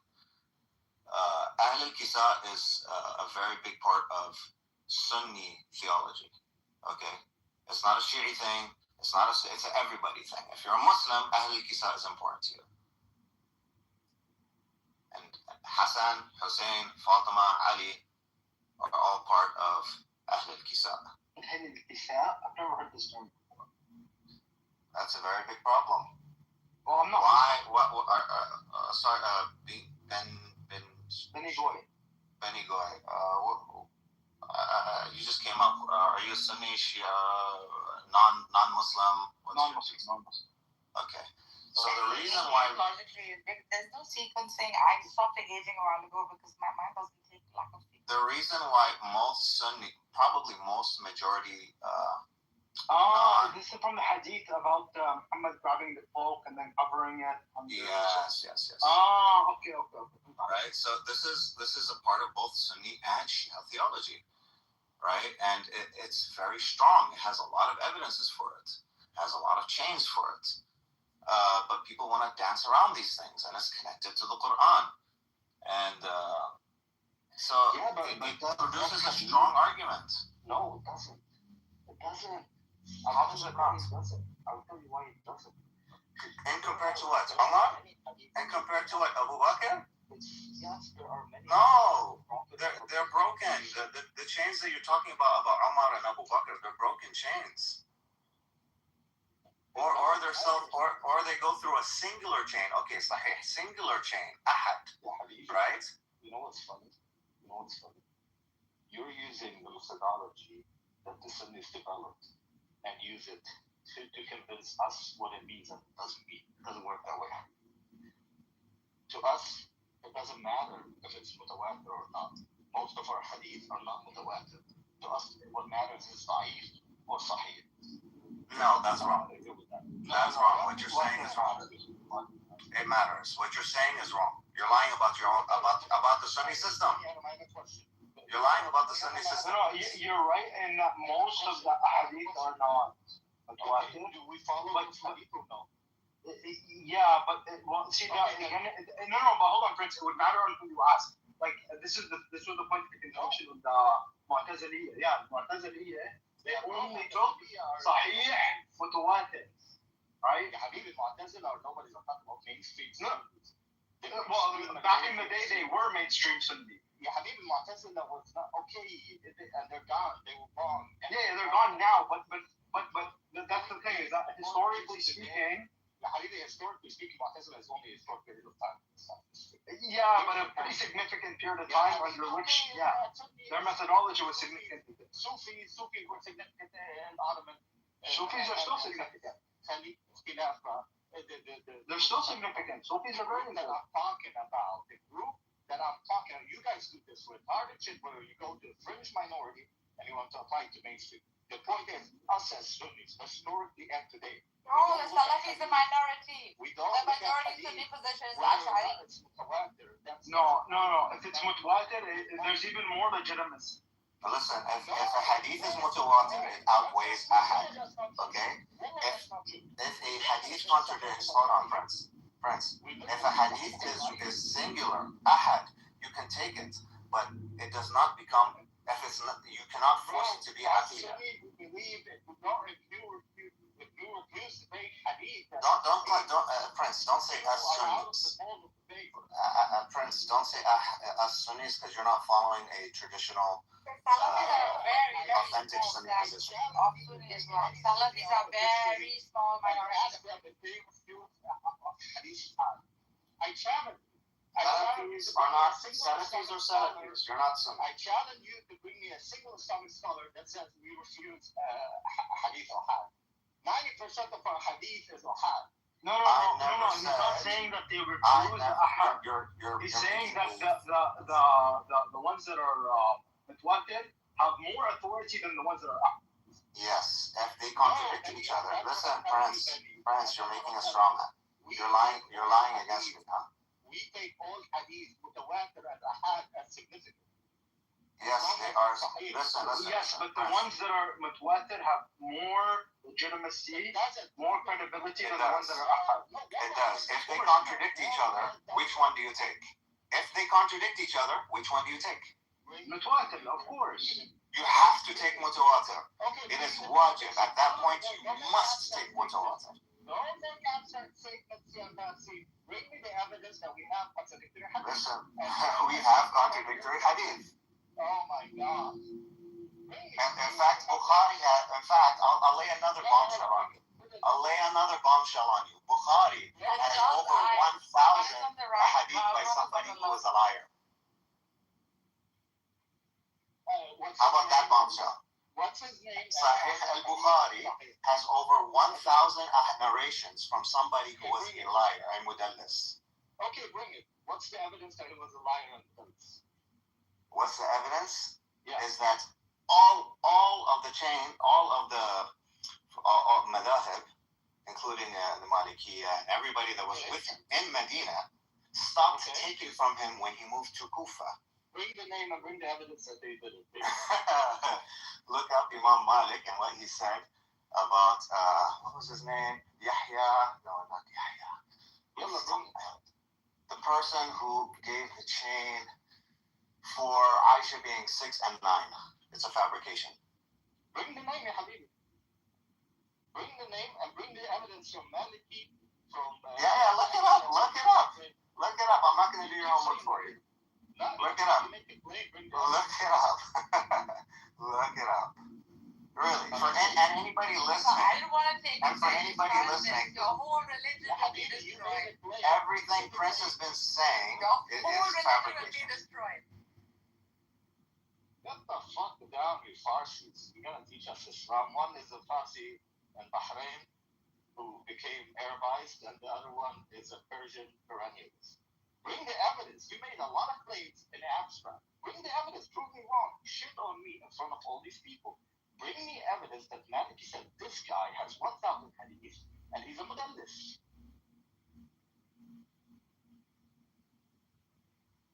What I said is that Maliki says we do not take on this person anymore. Hold on. What am I saying?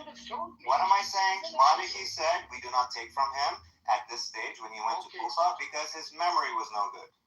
They gave him an excuse. But what is the reality?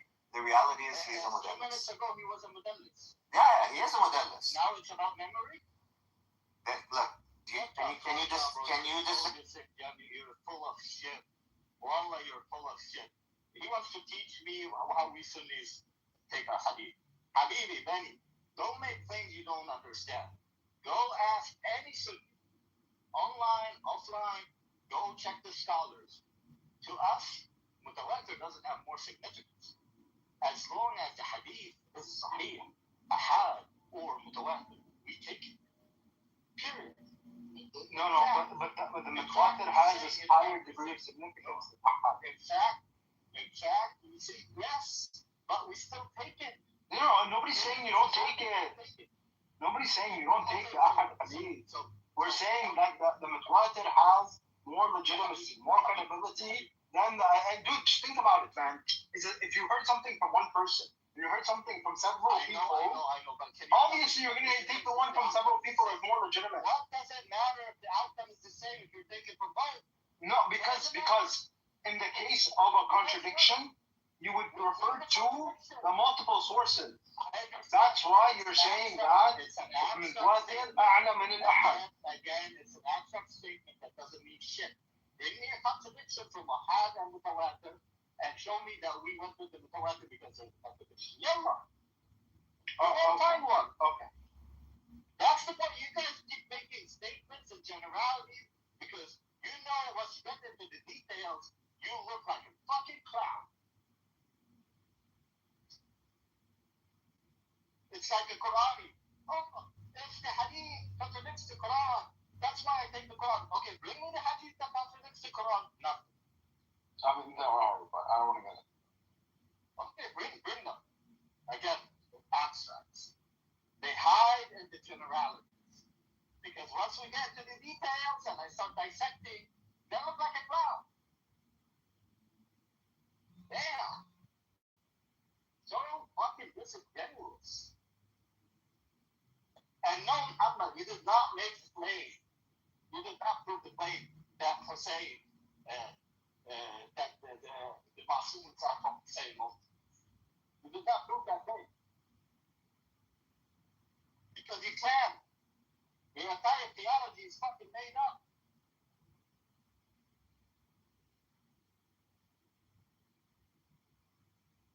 The Prophet said really nice things about Umar, about Abu Bakr, and it's Sahih. And he said nice things about Salman al-Farisi and other people. Just like he did with Ali. It doesn't mean that he appointed Ali. The Prophet can't speak, can't say clearly in Hadith, Ali is the Prophet. He couldn't say that. He had to leave and make a broad statement about his love for Ali instead of saying, make him the Caliph, the Khalifa. What a bunch of retards. And I don't have a problem if he was the third Caliph, the Khalifa. It doesn't matter. It doesn't change anything in the core beliefs. But it does to you guys, because you guys' religion is just like the Jews. Oh, what a coincidence that they all follow Masums from a Persian woman. Yeah, subhanallah. Natano, just like the Jews. Yeah, subhanallah. What a coincidence. Rich to Ahlul Bayt. He's talking about his wives. Ahlul Bayt are the wives. That's how the Arabs understood Ahlul Bayt. Even today, traditional Arabs, even in Bani Adam's shitty Syrian shows, when they say Ahl Bayti means my women, my wives, my daughters.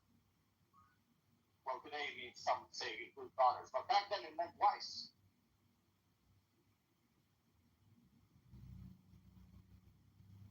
These fuckers just make shit up and hope it sticks.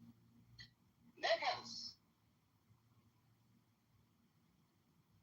Ali is dead. I said it's dead. It's dead.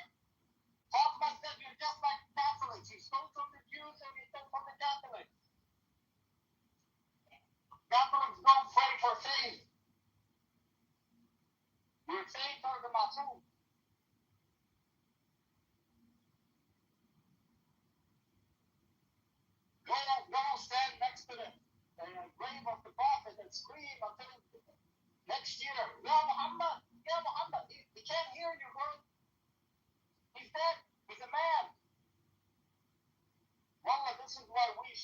are the purest of this planet.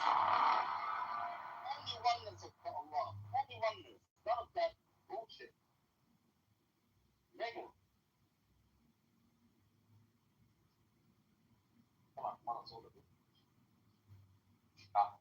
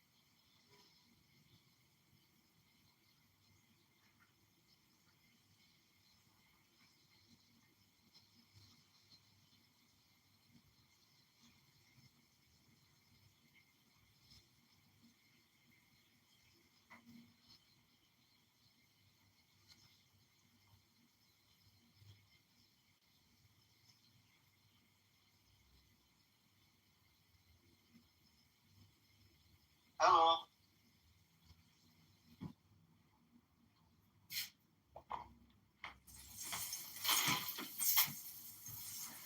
Hello?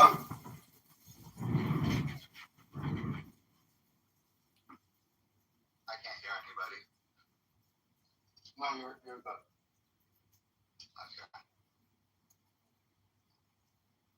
What happened? The room changed? No, talk until Prince comes. When Prince comes back, he's gonna move you down like that. No, just we weren't talking. No, listen. Everything out, bro. So I checked it on ChatGPT. Like I put a prompt like what would happen if there was a conflict, and there actually is like, and it's not like major, but like there was a. Oh, citizens of the temple! With but a flick of my third eye, I shall command the pituitary gland and balance the hormones of the universe. Witness! Oh, that is definitely not the spell book. Hey! Oh, citizens of. I sit still and listen to my own breath. I can feel the switch inside my head. The hypothalamus lights up first. I haven't found this glowing map of the. If you want to get polemical, you can use the one with the hadith of it being affected by Sahar. And the Quran says that no Sahar shall touch him, right? No. We're not talking. We're saying that like if you have a hadith that's ahad, and you have a hadith that's mutawatir, and there's any kind of conflict between the two, you would go with the mutawatir as opposed to the ahad, even if both of them are sahih. I think it just makes sense. Yes, but you have to, because when you have two contradictions, you're gonna just take the weakest evidence. That's illogical. Like that would also be the explanation of HCM for like Jesus being crucified, right? So HCM will say that because the testimony was so much, like that many thousands of people, whatever, witnessed it, therefore it is true, right? And similarly, like a testimony in court is evidence. So the more, the merrier.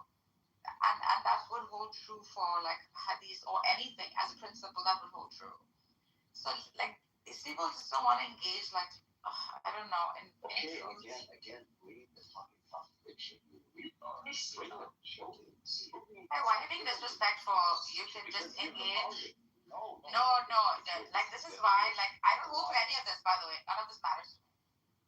If you're having like an academic discussion, none of this, I don't own anything, I don't hold to anything.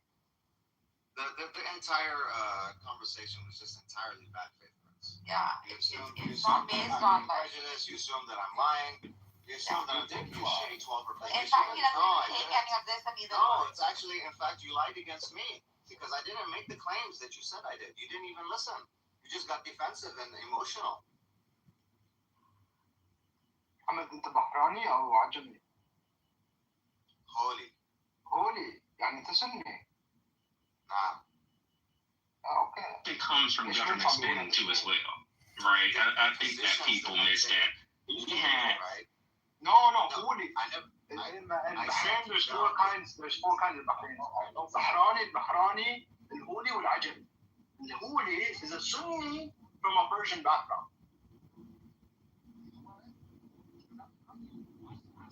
Anyway, backgrounds are irrelevant in an academic conversation. I only care about the academics. This was supposed to be an academic conversation. But I told him I don't hold to any of these things. Can you guys hear me? Hello? I mean, at this point, I'm not even sure if it's worth listening to. Yeah, bro.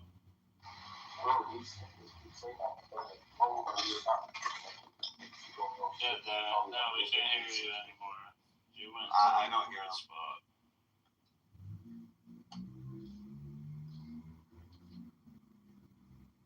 So, in many of the Sunni schools, in madhahib, each one has a slightly different methodology. We can agree that they have differences.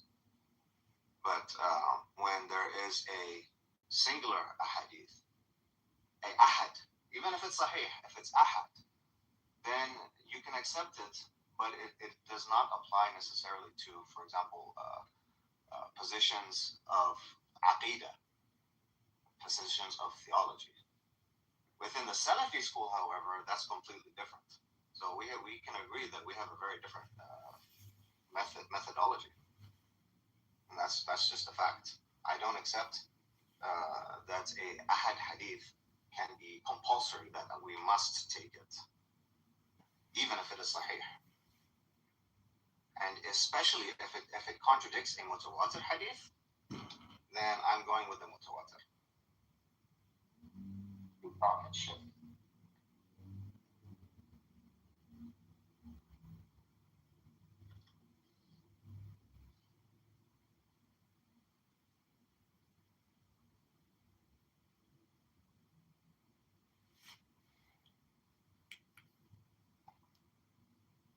Took a fucking nap. I woke up and you guys are arguing in my ear, bro.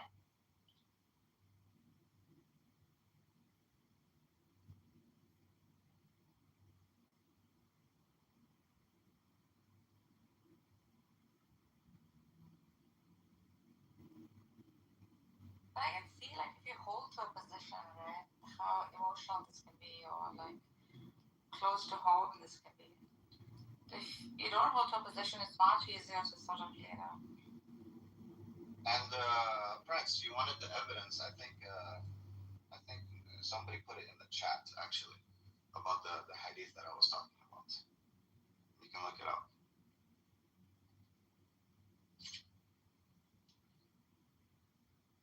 Dude, remember those guys used to do these polemical arguments, Muhammad? I really hate polemics. I really do. They used to do this 24 hours, the Rafid and group and those. I hate all polemics. I learned all this from them. I didn't even know these existed. I had no idea.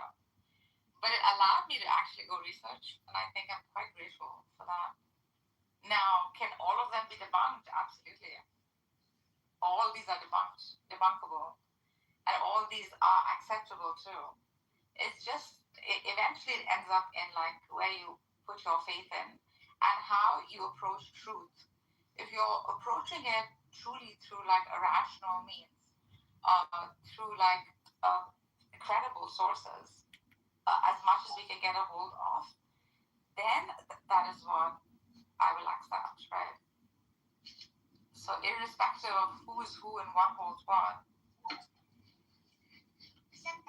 Yo, Benny Adam. What's up, man? Hey, you're Orthodox. Yeah. Do you agree with me that you sometimes come upon somebody who's Orthodox, like Lipstick, who makes light claims that are not within the faith or is not mainstream in Orthodoxy? Somebody makes a claim that's not mainstream Orthodox. Welcome to the temple of Yeah, like Lipstick, right? Here, we shape ideas based on shape. The brain before you is not merely sculpture, it is memory given light. Focus on its rhythm and you'll flow to the temple. Armenians are Oriental Orthodox, not Eastern. Be that as it may, the point is there are people who can claim they're Sunni, they're Shia, but they make wild claims that are not mainstream nor accurate. And that's what Muhammad is doing. It is not true. He didn't make any claims that are not accurate. It is not true that Sunnis reject a single ahad hadith. A single ahad hadith. We don't. No, I never said that they do. And again, we did. He never said that they do, man. He said, No, in the traditional madahib, in the four madahib, okay, I don't know, but I'm not familiar with Hanbali. Best. Okay. Especially for Maliki, you don't hold a Maliki Shafi'i, you don't hold necessarily that the singular hadith can be forced as the hadith. You can accept it, but it does not become necessarily a hadith. Who said it's who said hadith is aqidah to begin with? Are you crazy? You know what aqidah is? Well, this guy can just throw words and think it's gonna stick because he debates with non-Arab Muslims. Aqidah has nothing to do with hadith. Are you crazy? Yes, aqidah has nothing to do with hadith. No, it doesn't. It doesn't. Okay. Yallah, bring the proof. Yallah, bring the proof. Maliki, the Hanafi, the hadith is a part of aqidah. All right, it does have to do with it is from that. It's part of aqidah, but you claiming that the hadith is the aqidah. You're making something else that I Listen, don't again, you do this shit. You do this shit. You get called out to the goalpost. Why do you keep making stuff up? Okay, that's what I want to know. Did you or did you not stuff up about me? Did you or did you not claim that Anas bin Malik is a mudallis according to Malik? Anas bin Malik. Did you not? No. Yes.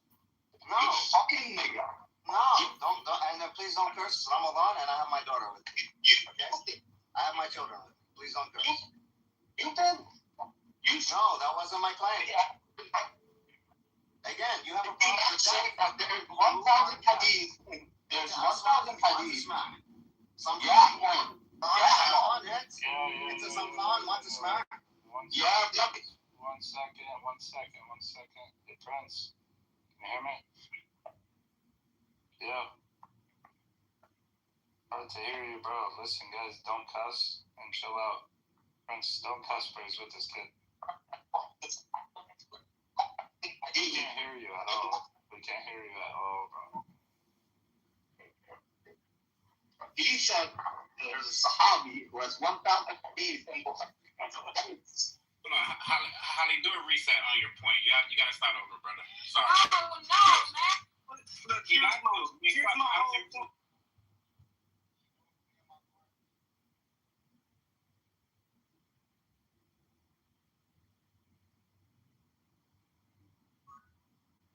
Where he was sitting, and it was more than 6,000 people in the room. So Lion points out, I forget, I think it was in the 13th Juz. I forget the surah was printed at. Allah says that if Allah chose, that was the Christ. Some of them said that was the Christ in 1818, and then we say that no, that prophet like Moses there isn't Jesus. It's not him. He's not the final.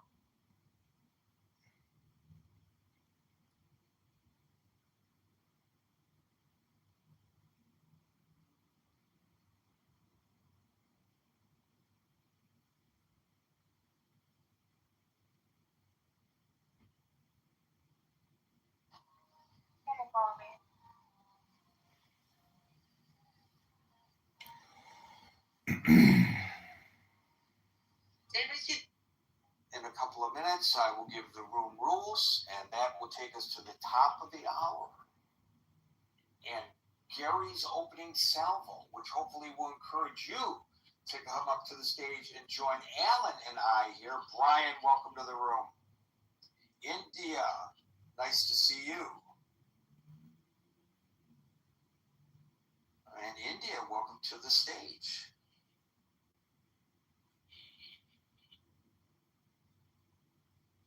India, are you in India? Yes, I am in India, Gary. Yes, you're an Indian girl, and I can tell that you're in India. Sarah there is also in India, so wave to each other. I just saw a very interesting story that made me sit up and take notice about the various Jewish populations in India that have been there for centuries, and how they were formed or where they migrated from. And apparently, according to this piece that I saw today, anti-Semitism is about unheard of in India.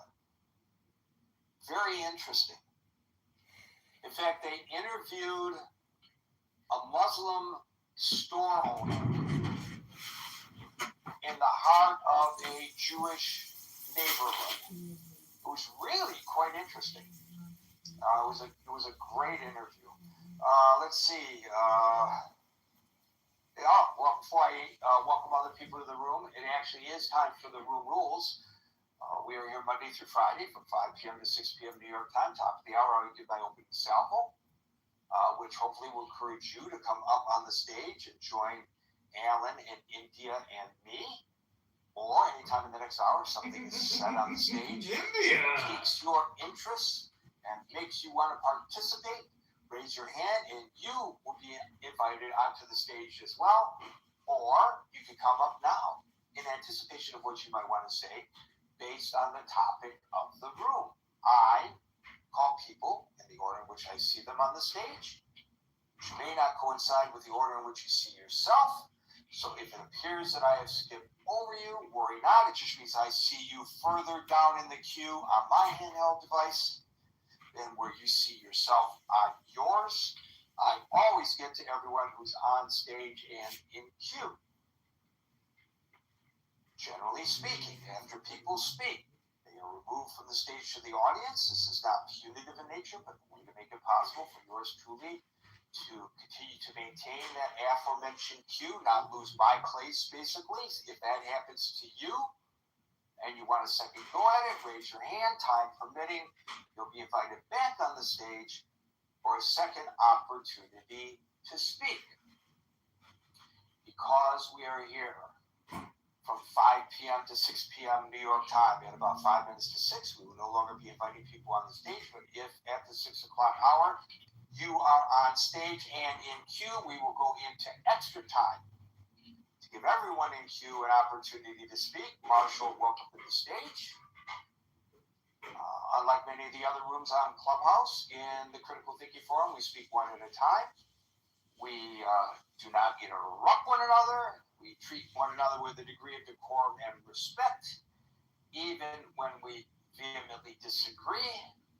And for that, I thank you in advance. And by the way, the same rules go with regard to treatment of one another in the chat, which is linked above, so that everybody can join. It's open 24 hours a day, 7 days a week. The main chat on Facebook Messenger. Today, I removed a number of comments because people were getting personal with one another. And we would rather that folks attack the topic, the idea, rather than one another And I have pretty much a zero tolerance for that kind of nonsense any longer. Okay. Also, if a moderator asks you a question while you're on the stage, please do not take this as an attempt by us to start an argument with you. It just means we have a question to ask. Welcome to the stage, Wesley, as